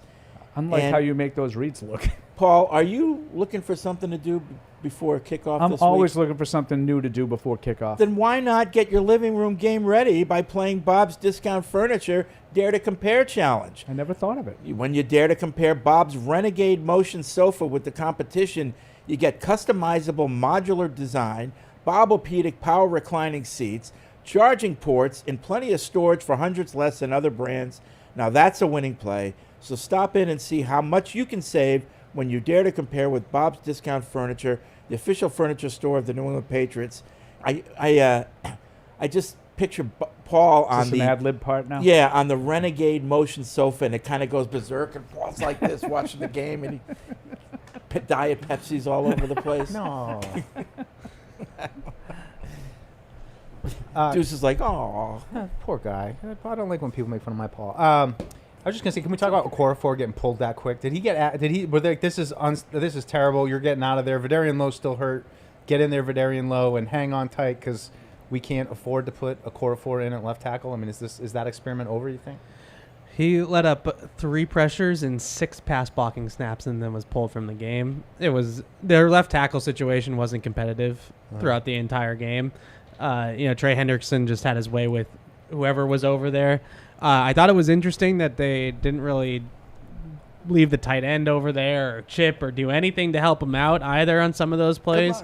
But that I think is part of the reason why I'm like a little bit more pessimistic than maybe the panel here, is just because they don't have a left tackle. Like that was not good enough in any stretch of the imagination, and every week there's going to be an edge rusher that they're going to go up against that can do that. This week it's Boye Mafi, who had 9 pressures last week against the Broncos, and then week 4 you got Nick Bosa, and the Jets have all their dudes. Like, it's just going to keep coming and coming and coming, and that's a real concern for this team. So I would say, as we move forward in the show here, like if we're talking about down the road, then there's some concerns. Yes. Because the offensive performance isn't going to be good enough to get it done most weeks. But I'm just talking about what they did on Sunday. And I'm, not taking it to the Fred level where I'm proud of them. But I think the first game of the year, I made this comment. I was talking to my buddy Mike Reese earlier, right? There's no such thing as perfect, right? You're always trying to be perfect. But I don't recall a single practice that they had that few amount of mistakes that I saw on Sunday with the lights on in the first game of the Mayo era. Like, again, I know they made a lot of mistakes that probably didn't show up to me. Evan just said in 6 pass reps, Okorafor got beaten 3 times. Like, so those are mistakes, right? Yeah. But I watched every practice, every training camp practice, and there was a litany of mistakes every day. They didn't have a lot of those that were just like glaring for you to see. Like, what did they have? 5 penalties? Yeah. In the game? So, they had 2 of those at least on defense. They had no egregious, catastrophic 12 plays. men on the field, or you know, those coaching penalties. Not a lot of they had I think they had one pre-snap. I think they had one false start on one low. pre-snap. If I can No one recall. was lined up in the backfield. Although I'm watching these other games, and the refs are inconsistent with that because I see guys lined up far at least as much as Ronnie in that Stanley. last preseason game. Yeah, So I don't Chiefs know scored what for. they're judging this on. Well, so far what I've seen is it's the Hockey League crew. Yeah, because they had the Hockey League crew for Washington, and then they had the opener, and they're calling it every other. And they called it just like they did in the Washington game. Yeah. Yep. The Same league crew. has to step in and do something about that. I think it's just not right. You can't have one squad calling it that way. So I know you guys want to talk a little bit about some of the other games too. Like we got a chance to see those two kickoff games, the Thursday and Friday. Yeah. And I was really worried for what you were talking about, just the amount of flags.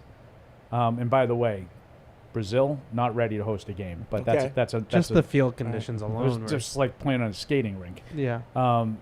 But the amount of flags, I was like, this is not going to be one of those years where they're going to come out and they're going to throw every flag for like 4 or 5 weeks and then try to force everybody to conform. But then it wasn't like that on Sunday. Thank God. Yeah. No, like the Thursday and Friday games were, especially the Friday game, was way too many penalties. I thought it was interesting. There were a couple blatant hip drops. I know one in Buffalo game too that Josh Allen was apoplectic about. That they don't seem to be point of emphasizing that one. Like that one just seems to be. Well, I also just don't feel like that's such a tough one to officiate to me because you have to like really know Totally, but what like it those is, ones though were subjective. I'm totally agreed like that coming in, but like these ones were that's it right there. I mean, it's so clear as day. It's got it's like wrap them up, drop the hips, and go into the legs, but.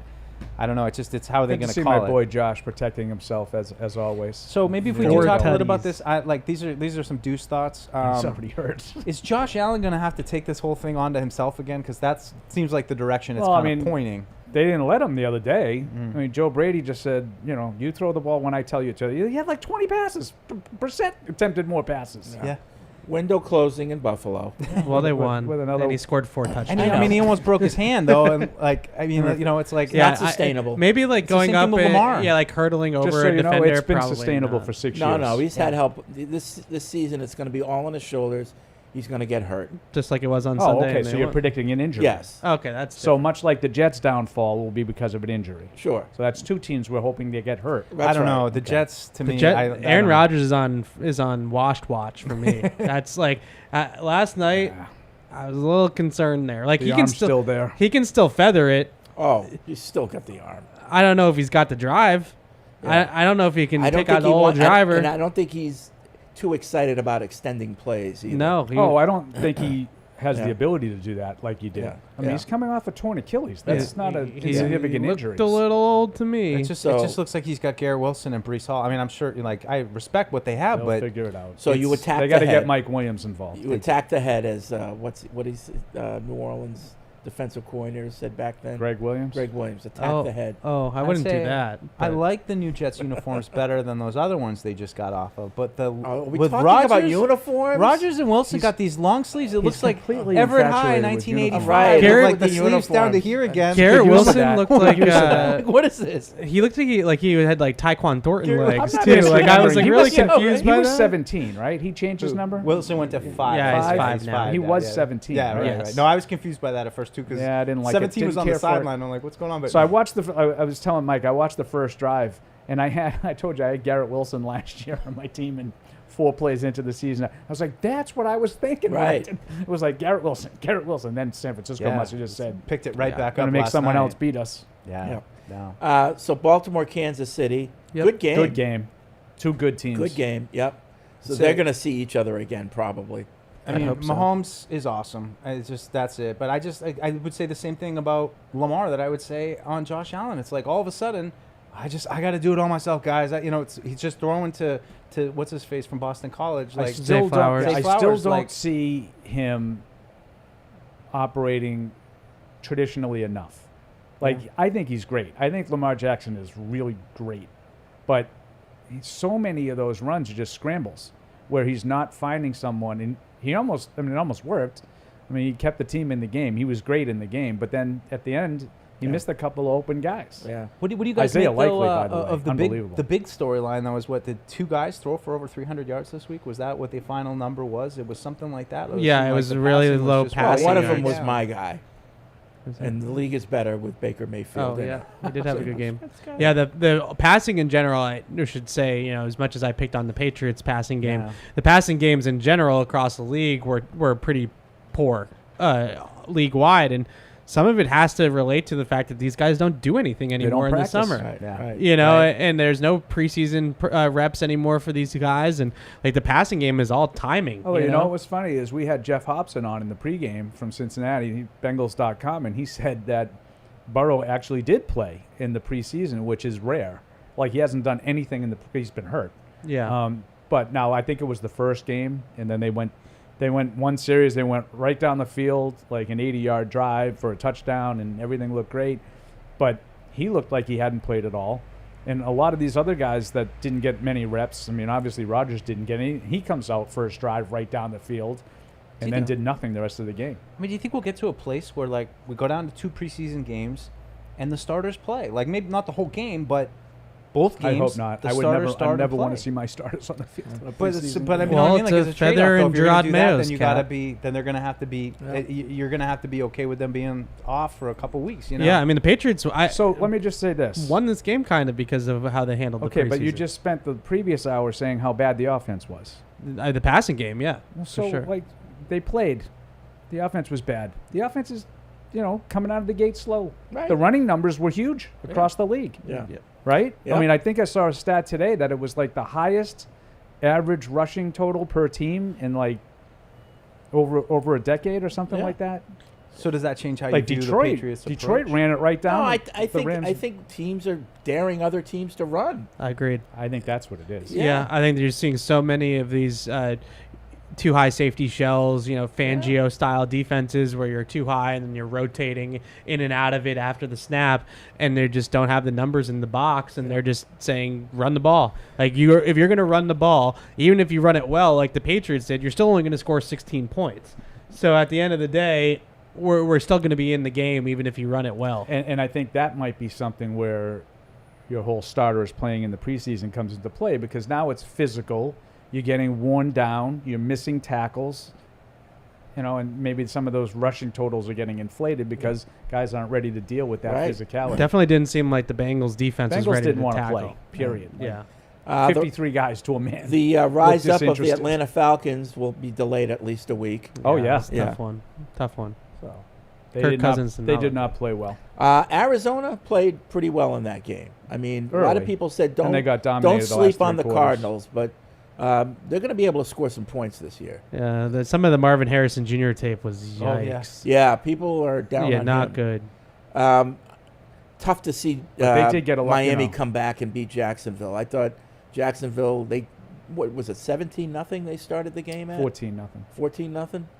Yeah, and then Miami came back. Buffalo was down 17, I think. No, Chicago was down 17-0. C.J. Stroud looking good. Joe Mixon I don't think looking last good. year was a fluke. So he's going to be good. What else? I'm blanking on the receiver's name.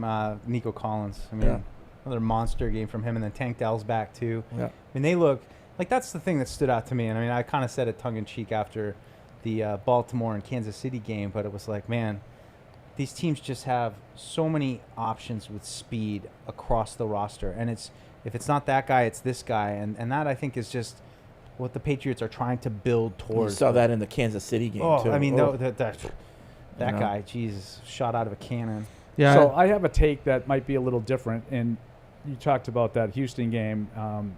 I'm a little higher on the Colts than some people. I think they showed why I feel like that. I think that division is underrated. The AFC South has a bad team in Tennessee. I think the other 3 teams are pretty good. Yeah. Now, I don't know if there's a Super Bowl team in the division. Matter of fact, I would say that probably not.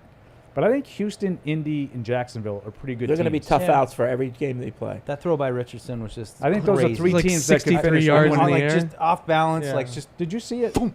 Yeah. What'd you think of it? Of their throw? Yeah. Ridiculous.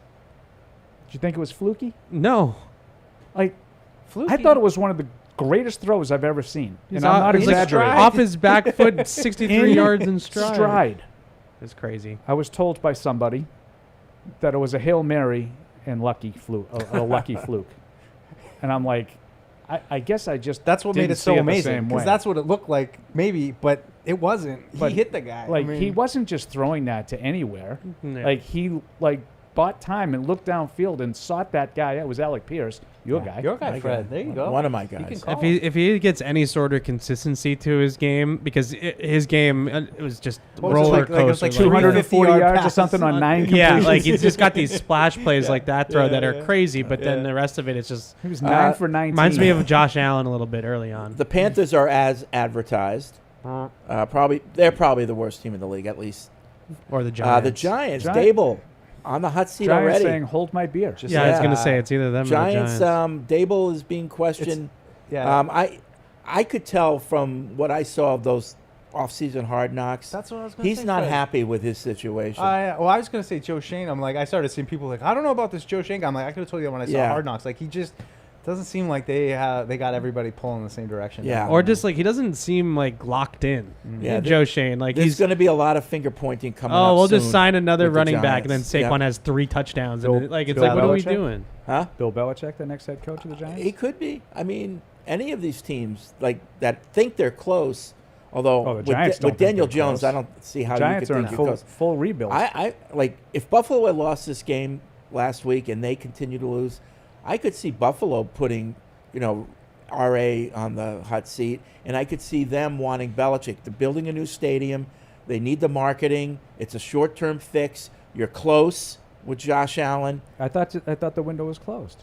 No, but if Belichick comes, you open it up again. But so they're not close. What? So they're not close. They are close. But The if- window's as long as- closed, but they're close. As long as you have Josh Allen, you're close, but the window's closing because they're going to put it all on him. I got it. They got nothing else, and they're not going to do it this year. Right. The window's so closing. the coach shouldn't go anywhere because they don't have any No, ability to no. win games. But they're putting it all on They the would bring quarterback. in Bill for the marketing.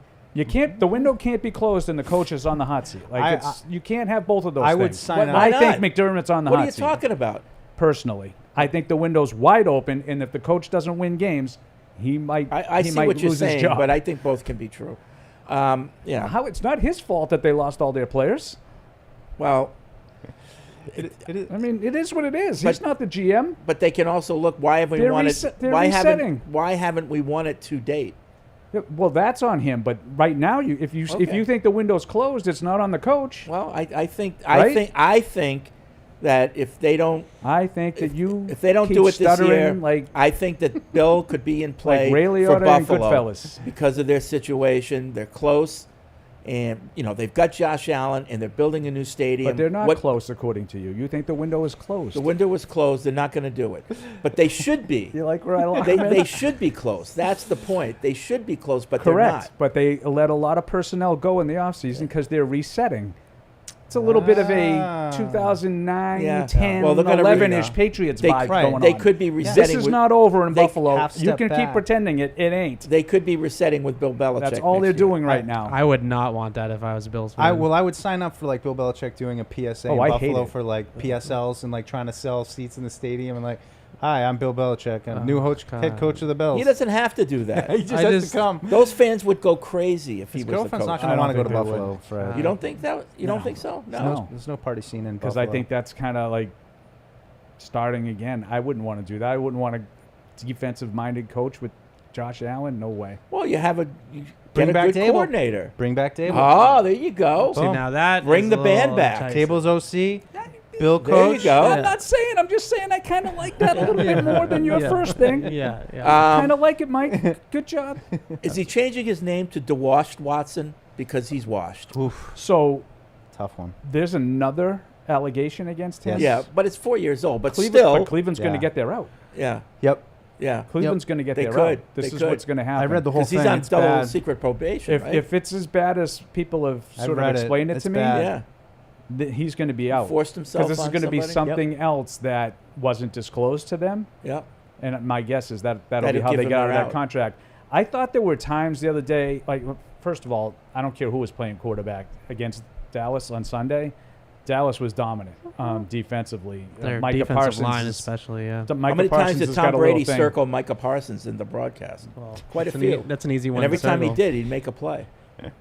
Yeah, I just wish that he would actually tell me something that was happening. We'll talk about that. We'll talk about that. We'll get to that. But yeah, I don't think Watson looked good in the game by any means, but I didn't necessarily look at it. If he hasn't been so thoroughly average since he went to Cleveland, I wouldn't be overly concerned. But I'm very concerned if I'm a Browns fan because it looks the same. Yeah. But he got killed the other day. Yeah. There's some whispers about that whole situation that Kevin Stefanski is just not very pleased with the fact that he has to hitch his wagon to Deshaun Watson, and they felt offensively that they were better with the other quarterbacks that they have been playing with, Brissett, Joe Flacco. The system is not conducive to Watson's skills. Yeah. I said that when Alex Van Pelt got fired. Yeah. And I would say it now. If they're going to try to run that system, that's not getting the most out of him. Now, you take away the tackles the other day, that both of them didn't play, right? Yeah.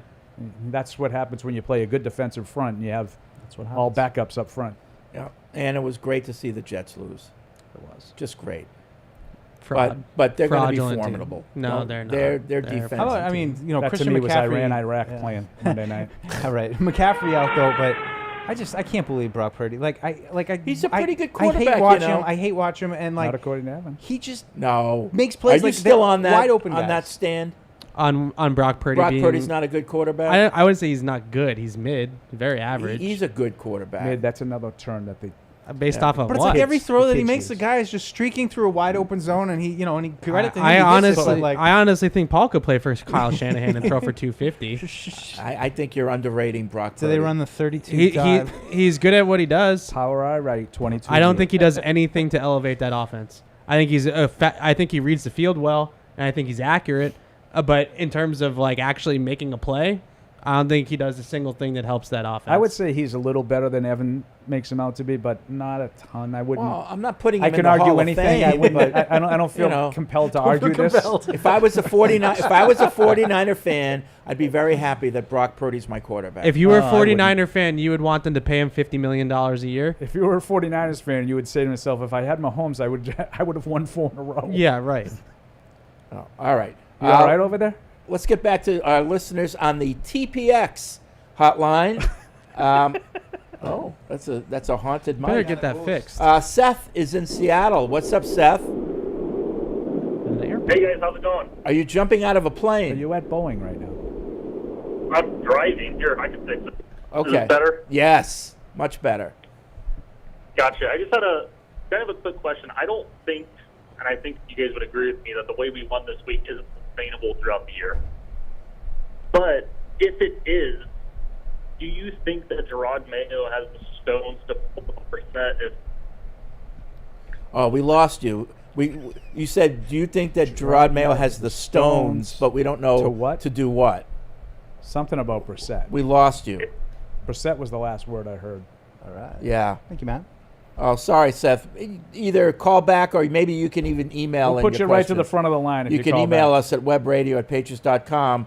Let's go to Todd, North Carolina. What's up, Todd? Hey guys, I just want to thank Paul. I know he likes to bust my balls, but he did a really nice thing for us in the post game. He basically reminded us that we can enjoy these wins. We don't have to say, "Oh my God, look, they weren't good enough this, they weren't good enough that." Just enjoy it. And I think we've forgotten that. I think we've been spoiled a lot, and we just don't remember to enjoy these things. I just wanted to shout out Paul. That was the reason for the call. Thanks, guys. Great show. Oh, bye now. Was that your big message after the game? I Just have let's to be enjoy honest, this. And I didn't hear most of what he said. I didn't understand. He said, like, we've forgotten how to just enjoy games because we were spoiled. But now, I think he said that after the game, you led that chant, like, let's just enjoy this and not worry about next week. Was that your message to the fans? Mike? I don't know. I don't remember that. I don't remember you going to like camera one and So I didn't do. I definitely didn't do a Fred. I think in the pregame I did a Fred. I asked for my one. Okay. And I It's not your addressed. fault, I fans. addressed the camera. It's okay. You broke the wall. I would just say that my post-game show, and I was laughing with Mike as we were walking to the parking lot. I was like, I literally didn't have one negative thing to say, and I didn't have to like stretch it to avoid. Like, I was really impressed, and I understand everything long term. Like the way I think Todd said, sustainable, something like that. I totally agree with all of that. But on Sunday, maybe I just found it such a surprise that they played so efficiently and effectively that I was overlooking. Yeah. The warts that are obviously there. They only had 16 points and 290 all the yards of indications from offense. preseason was it was not going to. And I even had, like that. and I have to be honest, like I even had some reservations defensively, and they, that doesn't mean I thought they had a bad defense, which that was another comment that we got over the weekend. Like, and it wasn't directed to me; it was like the media in general, because all the media, for the most part, picked Cincinnati in this game. Sure. So that means that what we saw in training camp was wrong. Right. Because the media doesn't know what they're watching. This is what those guys told us. There was a lot of that yesterday. A lot of blind. Yeah. But blinding me because I picked the Bengals to win. Yeah, that I did. But the whole notion that all the media that watched training camp practices doesn't know what they were talking about. They were wrong. Because they played, I think, at a level that they never ever showed once. Right. Not one time. Well, they were sandbagging before us. Maybe. I don't know. But before Sunday, they never looked like that for not even a Right. half hour in Right. training camp practice, any of the preseason games. Certainly not the joint practice. The joint practice was men against boys. Right. Well, I think it's tough to tell, about the Patriots' defense because the offense has such a long way to go. That is the defense just dominating a bad offense in practice, or is defense actually And no good? one's tackling, and you just The don't defense, know. the defense was so good in the game on Sunday. I didn't expect it to be that good. Yeah. Now, in Yeah. retrospect, maybe I underestimated the personnel losses. I didn't think it would be that big of a deal because I thought Zach Taylor might actually try to move the ball in a different way. He didn't. Yeah. I think the Patriots' game plan, Covington, this is the way he talked. What was it, last Thursday we talked to him? Yeah. He talked a big game, and he brought it. He backed it up. Yeah. He was very confident. He came across to me as being very confident in what they were doing. And that absolutely came through with their game plan and their execution on Sunday. They were dominant. I do wonder how much, and not to, this is one thing I want to keep in mind about this. Their coaching staff on the offensive side of the ball had a ton of familiarity with this Bengals team from being in Cleveland. True. And I do wonder how much of that was AVP going into Covington's office and being like, these are the three things that they're going to try to do. Right? You know what's funny? If that happened, AVP had a bigger impact on the defense than he did in the offense. Oh, stop. But I'm being serious. That's plausible what Evan's saying. Yeah, and I think it's possible that is what happened, but I had concerns about the defense because of the players that they lost, Judon and Barmore, but I really didn't think that losing Bill was going to be that big of a deal on the defensive side of the ball. I did in 1 week. Well, maybe somebody else can. Evan was plan right, too. and Paul was wrong. I just think the biggest thing was that both these guys, Covington and Mayo, have been learning from Bill for how long now? Well, that's true. And I think that sometimes a younger and fresher set of eyes on something can actually make it better. I'll tell you one thing I was worried about in that regard, though, was that how many times they kept telling us, this is new, we're doing it different. Just do it. They did something that Bill would have done. That's the way that Bill would have done that. Yeah. That's this is funny. We're going to get to this Sometimes probably. doing it right is doing it right. You don't argue with success. When I'd be very curious to see, and unfortunately Pat McAfee didn't agree with us, what Bill thought, what Bill's impressions were of the game. Pat McAfee didn't ask any questions to Bill. I wonder how. I wonder why. So I just would Bill. My gut feeling is Bill would have been like, well, yeah, that's kind of what we all. That's why we drafted Kyle Duggar, and that's why I brought in Jabril Peppers. Those guys, the versatility they have back there. Jonathan Jones. It was a perfect opening for him I don't know to if say, you know, but I drafted I'm Christian really proud of Gonzalez in the these first guys. round. Yeah. I think I think he looks at a game like that and he's like, yeah, I did that. Yeah. All those guys. Yeah. I mean, Lombardi already went on a tirade about 2 weeks ago about, all they did was retain all of the guys that were there. Yeah. I mean, he's right though. I'm not saying he said that, but this game plan was basically what they did in 22. Yeah. Except they just had Gonzalez when they wanted to man up against Chase. They had a guy that was better suited for that, but the rest of the buttons that they pressed were the same as the 2022 matchup. My question is why couldn't you get your team to do that anymore then? Why couldn't you get your team to play a special teams performance like they did yesterday? I'll answer that off. Special teams that's a separate thing, but yeah. But the whole team. Well, I would say a couple of things that are, we're getting into the second half of the show, so I think we gave them their flowers, right? Yeah. So I thought you said you had nothing negative, Paul. I don't have anything negative to say about the team. This Okay. is about the reaction to the game that suddenly now. Okay. It's like, well, they just played harder. Like, did they not play hard against Philadelphia coming out of the gates last year? Of course when, they when did. they had the ball at the end of the game with a chance to win, Oh, despite they just played harder than they did last year. yeah, no, Oh, they didn't. that's They laid ridiculous. down for Bill. That's ridiculous. They laid down for Bill, and they're playing for Mayo. They weren't No. running through walls for Mayo. Like, I thought they played really hard Sunday, and I thought to start the year last year, I thought they put a really good effort against Philadelphia. They just were sloppy and turned the ball Right. over and gave Philadelphia too many points for them to dig out of that hole. But I never felt like they stopped rowing the boat. No, we always in said, the I'm talking about in the opener. I'm not talking about for the season. yeah. And a lot of people credited Bill with keeping them playing hard despite the record being what it was. They won 2 of their games down the stretch. I would argue with that a little bit, but against Philadelphia, I thought they played with a passion. I don't think we ever questioned with the a, effort. with a purpose. Yeah.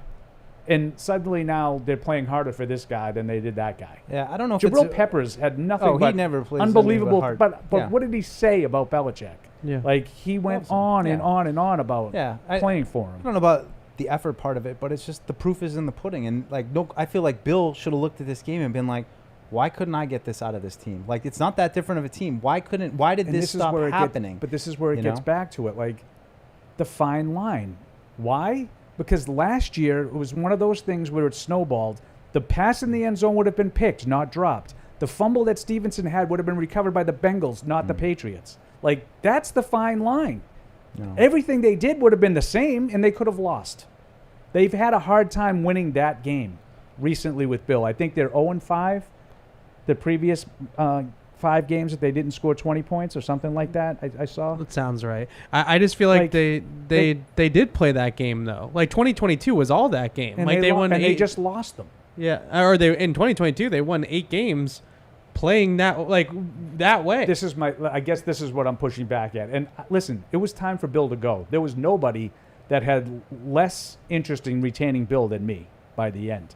But that's how they wanted to win all the games. That's why I didn't want him here anymore. I don't think you can win consistently 17-13. That's what Bill wants to do. Yeah. And they had a lot of games that played just the way that game it did on Sunday, only they lost. Yep. 10-7. Sure. 10-6. 6-0. Like, Yep. there's a million games just like that. Bill in D.C. wants to know about the fumble with Burrow, whether or not it should have been a fumble. And we were talking before the... Yeah, Fred, you had something on Well, that. no, we need Mike Pereira. I think the rule is that when a player gives himself up, even whether he slides feet first or head first, that as the moment he's touched, regardless of where, even if it's the ball itself, that he's down. Right. Well, I think the question would be, does touching the ball, does that constitute being down? Is ball part of the human? Right, and I think it is. And his knee was down when Bentley knocked the ball out. Therefore, it's not a fumble.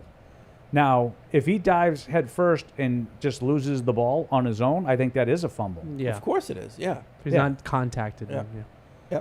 Yep. Jared in Vermont, I like the spot for the Patriots against the Seahawks.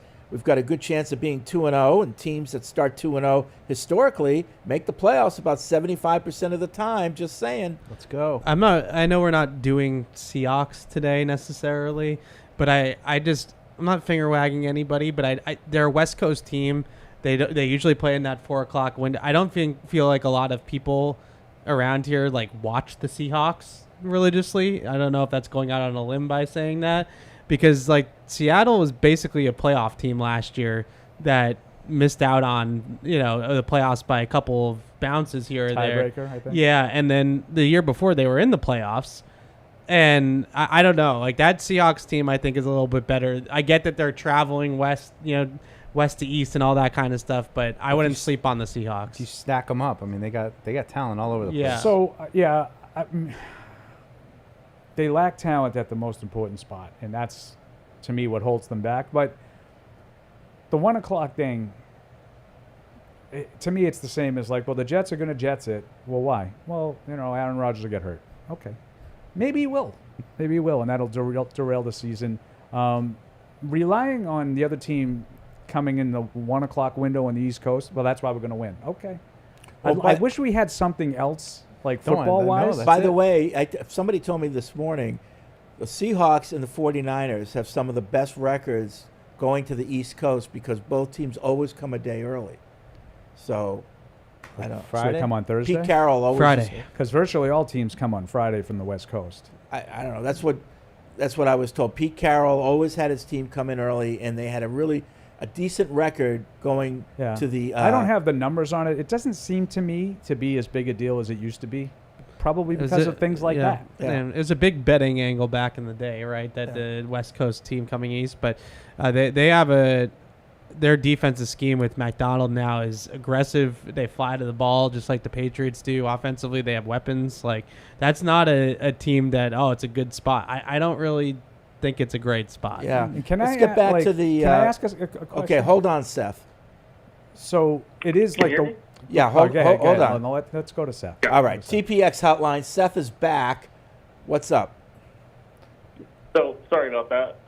To get my question off, if we are mid-season, week 9, week 10, or whatever, and we're 6-2, 7-2, 8-2, whatever, do you think that Gerard Mayo has the backbone to sit Brissett in his debut season?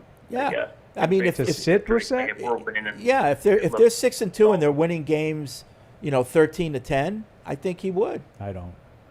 If they're 6-2, he ain't taking Brissett. That's a hard move. It's a hard move to make. But again, if the offense looks like it did on Sunday, how much better will it look with this first-round pick? Well, how much worse could it look if he turns the ball over? Well, but that's Brissett's not going to be turning the ball you're over. Putting if him you're in 6, because 7, you 8, think he's. 2. I know, but you're putting him in because you think he's ready. So instead of scoring 13 points, maybe he does have some turnovers, but you're scoring 28. Well, I mean, if you're 8-2 and your defense is still good. I mean, I hope you're right. I don't think you are. I don't think there's any way at 8-2 he's making a quarterback change. And then what happens if you go 2-5 with May, you lose and your then team. you miss the playoffs? You lose your veterans. Well, yeah, but that's the gamble.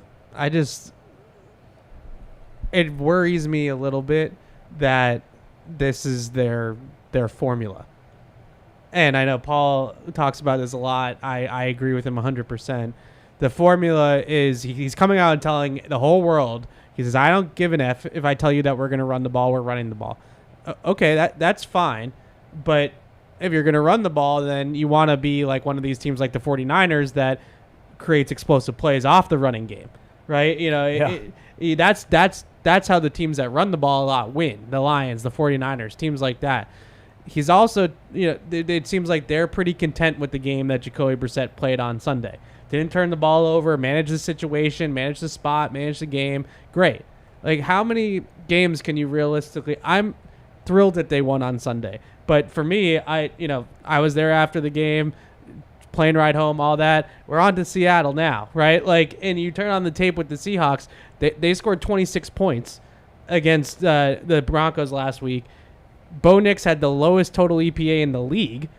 He threw 2 picks, was kind of terrible in the game, honestly. He was really bad. I watched a good portion of that game. And now you have these other teams coming in here, and it's just that's going to be your plan is we're going to run the piss out of the ball. We're not going to turn it over. We're not going to beat ourselves. We're going to play good defense, and we're going to win 16-10. Ironically, I think they could win that way again in this game unless Seattle does something in the passing game that they haven't really seemed willing to do. That's why I think Kenneth Walker is huge in this game. Kyle in Pembroke writes in, if the Patriots are 500 at the trade deadline and the T. Higgins situation doesn't get better in Cincy, would you make a move for him? Or are we still waiting on the offseason to Not make unless a move? I can get a contract with him. No. I'm good with the draft with receivers. It gets confirmed every year that people come out, low first round, second round, speed, game-changing kind of guys. And I just look at Kansas City, and they might never have to pay a wide receiver again as long as they got Patrick Mahomes. Just keep doing what you're doing. Cycle them through every year, get a new one, work them into the system, and then when that guy wants to get paid, goodbye. I think the Kelsey part of it is this is where the I X would factor. really I think if Worthy is, obviously it's one game, but if Worthy is good, beep beep, and Rice is good, I would get both both of those guys signed. I wouldn't screw around. I don't think you could just get anybody to do it. I wouldn't roll the dice. That's what Pittsburgh would do. Pittsburgh would just let the guys go and just keep trying to fix it that way. I just feel like the quarterback's the guy, and if you've got the quarterback, how's Sky Moore? Make sure you got him. He was terrible, but it doesn't matter. Like they're like McCall Hardman. They've tried like that. It's not every guy they've drafted. Those guys were high draft picks, second round guys, and they didn't work. Did it matter? Did it matter for the thing? Kansas City Chiefs? Well, when those guys were second round picks, they still had Tyreek Hill. That's why it didn't matter. But they wanted these guys specifically. They wanted Hardman to replace Tyreek Hill. It didn't work. Like Rashee Rice is good. That's why it's working. Your guy. It is my guy. Yeah. Anjali from Connecticut, longtime listener, first-time emailer, super surprised and happy to see the win on Sunday. I saw a stat that over 100 of Ramondre's yards came after contact, and I know that Evan wrote about it a bit. How did you guys think the O-line performed, specifically Layden Robinson? So I'm glad that we brought this up because Paul and I were talking about this a little bit earlier today. The yards after contact numbers to me in this game, and I'm not taking anything away from Ramondre. I mean, I gave him my gold star, right? He's terrific in the game. They were a little deceiving in this game because any little bit of contact is considered yards after contact. Like if he's going through the hole and a defensive lineman sticks his hand out on the way by, like slaps him on the way by, now all of a sudden he's gaining yards after contact from that point on. That is what I saw a lot of, was arm tackles or guys just like kind of reaching out and tapping him or something like that. And, he runs with great contact balance and great power. He's 227 pounds. Like he's not going to get brought down by an arm tackle. Like you're going to have to come and run your feet through to get him down. So those plays, to me, the numbers are a little bit deceiving. Like I think they blocked pretty well. I thought early in the game there were a couple of runs by Stevenson. I saw some holes. Now I didn't think they were great throughout the game, and I thought a lot of what he got to ice the game was on his own. But I agree with Evan. I just not every time a guy makes contact with the ball carrier should that be yards after contact. Right. Like I don't think there were a lot of realistic tackles that were missed. You know what I mean? Like I think at the end of the game, when it's the first play they got 5 yards, then 2nd and 5, and they run a run blitz with, I think it was Hilton, your guy, Mike Hilton. You said, didn't you say like he just looked like he knew he wasn't going to make the time? It's like deer in headlights. That's dead to rights. Yeah, that's yards after contact. That tackle needs to be made. There was one play at midfield. I thought Stevenson was stopped after 3 yards. He ended up getting 7, but they were like 7 well-earned yards. Yeah, and there was a lot of that, Freddie. Yeah. I mean, I know the number's 118. I kind of agree with Evan. I didn't feel like the line was that bad. Yeah. Now, pass protection, that's a different story. They were running a lot of duo with double teams on the inside, and Ramondre is just kind of reading the second level, and wherever the linebackers go, he's going to go the opposite direction. Brissett at the end of the game? Yes. Post game, I should say, at the end of the game. Paul, there's this thing called post game interviews. I thought it was interesting that he made that comment about Ramondre going home and saying no more zones. Yeah. Their outside zone is still not and very I just good. don't think that's really his skill set. Or he wants to get north south or the line skill set either. And then they started running duo or gap as they would call it, and it's just man on man, like double teams and just blow guys off the ball.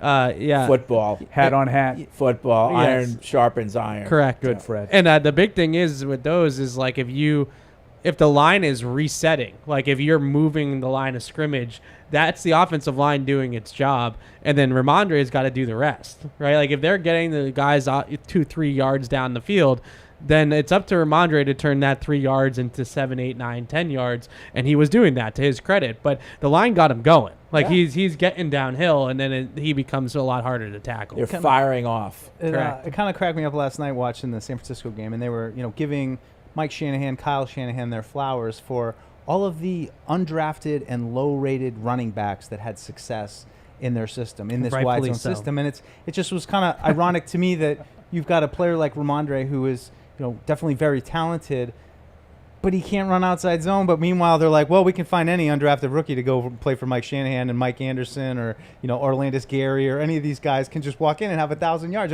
I mean, I guess what the answer is as I'm talking, I realize it is that once you have the system in place with the offensive line, then it maybe matters a whole lot less how good those guys actually are. If they're the right type of guys who can just bang, go. This guy for the 49ers last night. What was his name? Matt Mason. You did listen to what he just said. I didn't know what his name, but that guy's Kyle Shanahan. He's pretty good at his job. Yeah. He's got a new hat, though. Some What do you people think of the try to hat? tell New me hat, that. little lettuce in the back. Pants. So I mean, come on. My Pants remain favorite tight. one was Grow up. I saw a clip online. There's one of those football coaches in Twitter. I forget his name, but he's like, more teams should run.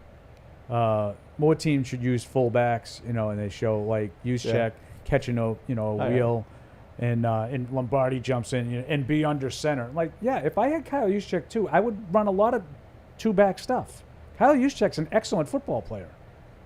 Like, not everybody has a fullback. Like, that play doesn't look the same if Jakob Johnson is running the wheel route. I'm sorry, it won't. He's such a unique player. It's hard to compare. But can we have Jaheim Bell do it? Because I'm in on that. With Jono? If he has that kind of skill set, sure. Yeah, I'm in on that. Brendan in Philly writes in, I'm of two minds about the game on Sunday. Two minds. The downside is that I feel we might have peaked.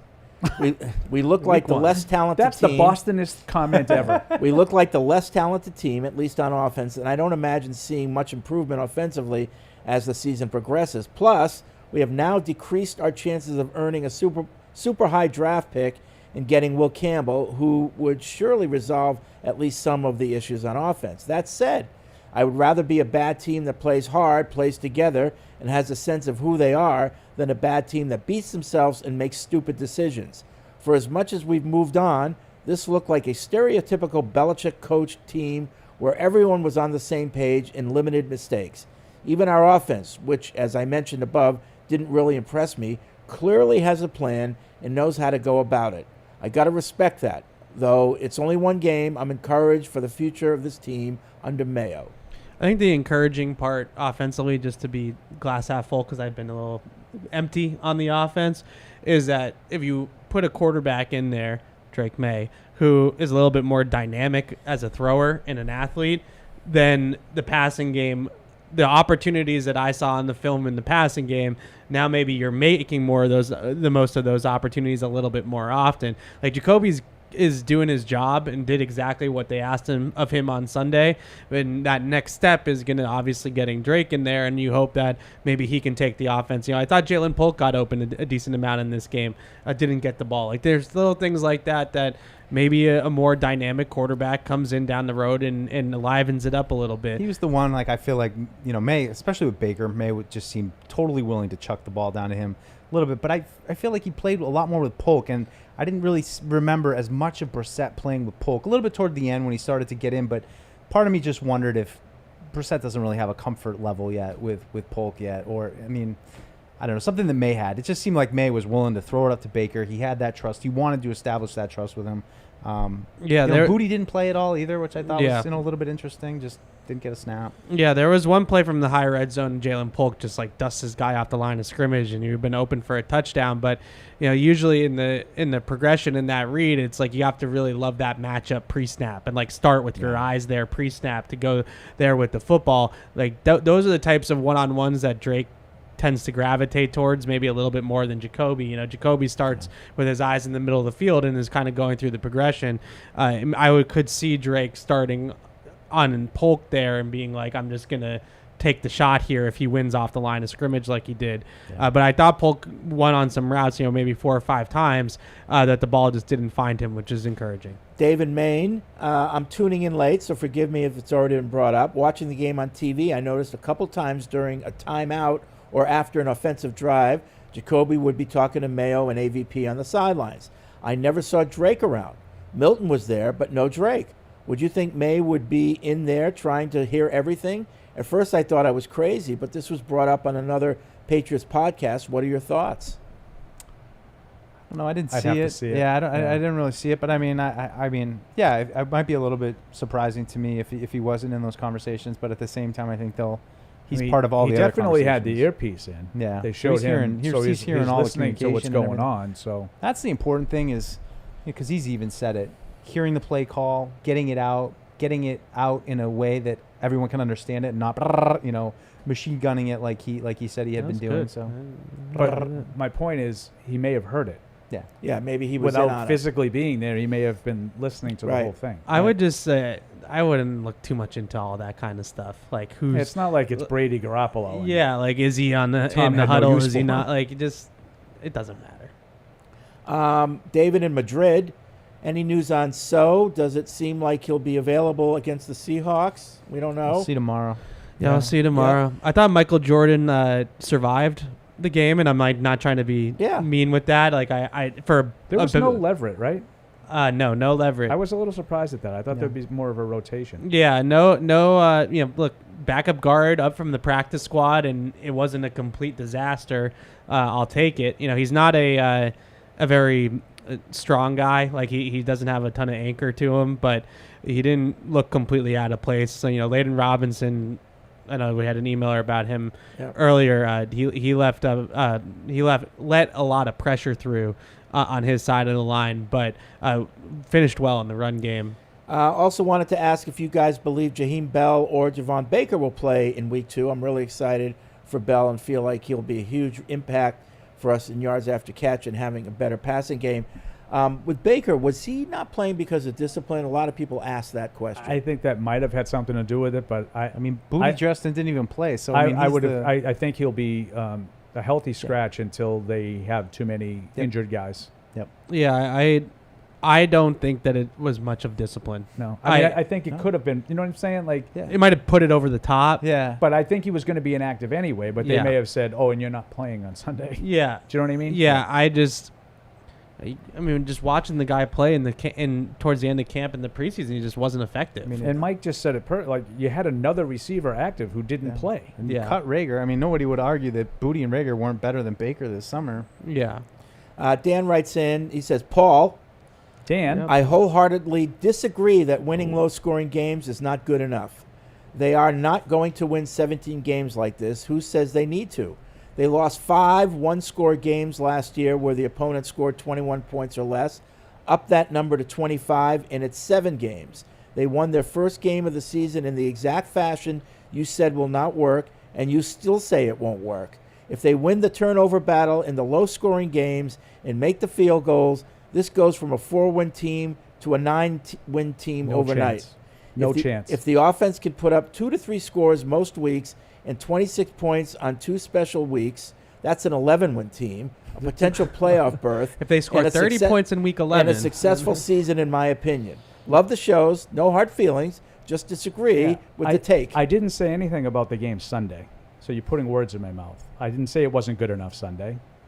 I said you can't win every week doing that. You're not winning 9, 10, 11 games doing that. You're not. No one does. You're not holding every team to under, 15 points. Yeah. They're not. You're not It's never not gonna turning the ball happen. over. You're not going to have 0 turnovers every single week. I mean, I can get negative if we want to. The other team will have players next time they play. Like 2/3 of the offense didn't play. You shut them down with the quarterback ineffective without his 2 best weapons. If that happens every week, then maybe you can shut them all down. But I don't think you can win scoring 16 points. I don't think you can win 11 games doing that. I think you'd be hard-pressed to win 6 or 7 doing that. I feel like the 2022 Patriots maxed out how many wins you can get. And what was the playing this common way. denominator that year? I don't know where we're going with this. What did the other team score when they played those games, and why? Because the backup starting quarterback quarterbacks. wasn't playing. Yeah. Let's go back to the TPX hotline. It's going to take a while to get used to that, but so far I haven't screwed up. No. Brandon is in Oregon. What's up, Brandon? Brandon. Fellas, how we doing? All right. It's been a while. I think it was probably like week 9, week 10, somewhere mid-season of 2022. I think the last time I called in. I remember that call. You were that's Paul's role. You don't remember when Brandon called in 2022, Paul? I don't remember callers. Yeah, okay. Well, anyways, this last Sunday is pretty weird. It's a little emotional. It's the first Sunday my whole life. I was born in '95, so the first one without Bill on the sideline.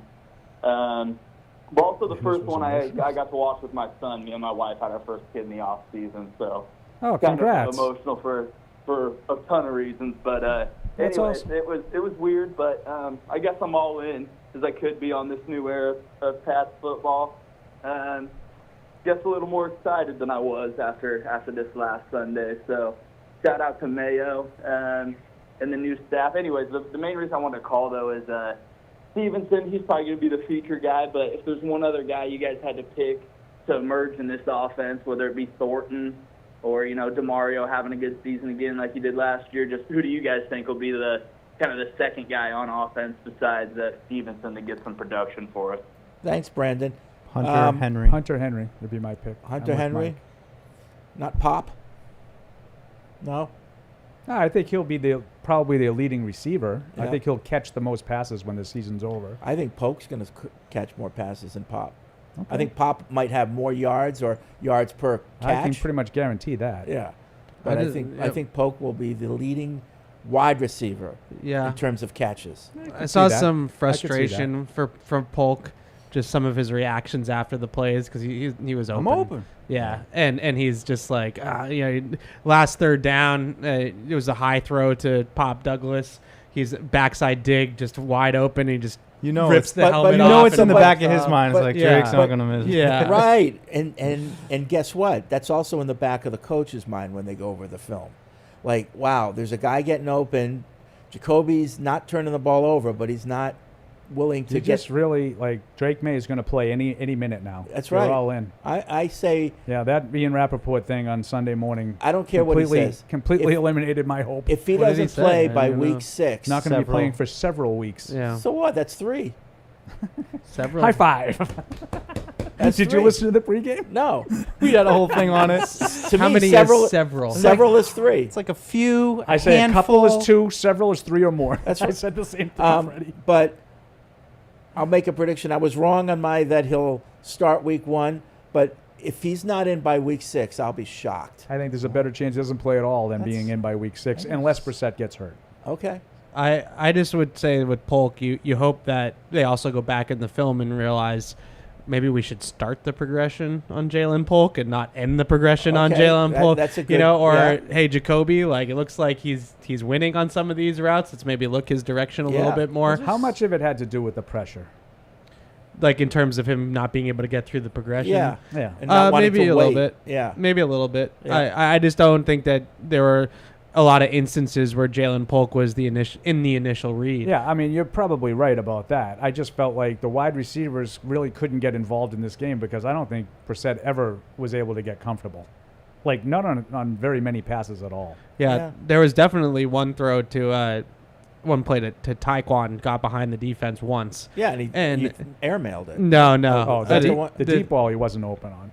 The one ball they threw down the field. I thought he had a step. They had double coverage on him on that play. Yeah, and the guy that had single coverage, that one on the other side, Jalen Polk. Yeah. So, but Taekwon did get behind the defense on one play, and the corner kind of tripped trying to catch up to him too. So he was like wide open, and on that play, the pressure came and took the play off the board. I liked Thornton though. The two catches that Thornton had in this game were Patriots plays. They were normal NFL plays. They weren't anything fluky. The one-off play action, the 17-yarder, that's the AVP offense. Like that's what it should look like. Run, play action. I like that. That was good. Patty's in Agawam. What's up, Patty? What's up, guys? Hey, Patty. So, definitely a good win. I want to give Ramondre his props, and I know we're not supposed to be looking forward today, but I wanted to bring up a couple points and end with a question. So, just based on last year's statistics, we're going to be playing one of the worst rushing defenses in the league this year. So, I'm looking forward and seeing some sort of a similar game plan against the Seahawks. But in the grand scheme of things, when we do have to play the Jets and the Niners and some of these better running defenses and just overall defenses, do you think AVP gets in Jacoby Brissett's ear and says, hey, look, the game plan, we're going to scheme it up, and we're going to have to take some shots down the field, and you're going to have to push the ball down the field. If it starts to look ugly, if and when they do that, do you think that sort of accelerates Drake May getting in there? Yeah, work Drake May in today. But that's the question, and I'll take it off air, guys. All right, thanks. I think it's a fair point that I've been kind of critical of Brissett not pushing the ball down the field more. When you're playing with the lead on the road and what you're doing is working and you're controlling the game, maybe there's a little risk reward there that goes through his head. And in a game like Patty said, where he has to push it a little bit more, like maybe we do see him do. I don't know if it has anything to do with Drake. I do think if it fails, if they do try to do that and it fails, I think Freddie's scenario could unfold. Like if they show that they only have one way of playing with Brissett. Yep. And they have to try to find another way to play offense. Assuming he's ready. Assuming May is ready. Yeah, I think then your scenario could unfold week 6 or whatever. Yeah. But I just feel like this is what they want to do. And you guys know how much I don't like running the ball. When the second half, I basically said I wouldn't throw again unless they fall behind. As long as they have the lead, I would just run it every play. And I know they didn't do that. They threw a couple of passes. But my feeling was, as long as it's quote-unquote working, in terms of we're not turning it over, we're making the Bengals have to make plays to come back. Yeah, I didn't see any need to unnecessarily put the ball at risk. We haven't mentioned Joey Sly. Joey Sly was rock solid. Teams made all 3. Board, which actually I'm going to cut out a little early because I'm going to go listen to our new special teams coordinator and kudos to him. I think we're going to end the show anyway. But I want to thank everyone for listening, emailing, calling. Thanks, Mike. Remember, we are back into our in-season schedule, so we'll be back tomorrow, Wednesday at noon with another edition. Talk a little bit about Seattle tomorrow. Yeah. We'll turn the page. I like Wednesday. what Seattle's got. All right. They're Talk fun. to you tomorrow. Thank you for downloading this podcast. Subscribe on Apple, Google Play, and everywhere else you listen. Like the show? Please rate and review us. Listener comments and ratings help keep us high in the podcast rankings so new listeners can find us. Be sure to check Patriots.com for more news and more podcasts. The world's original podcast.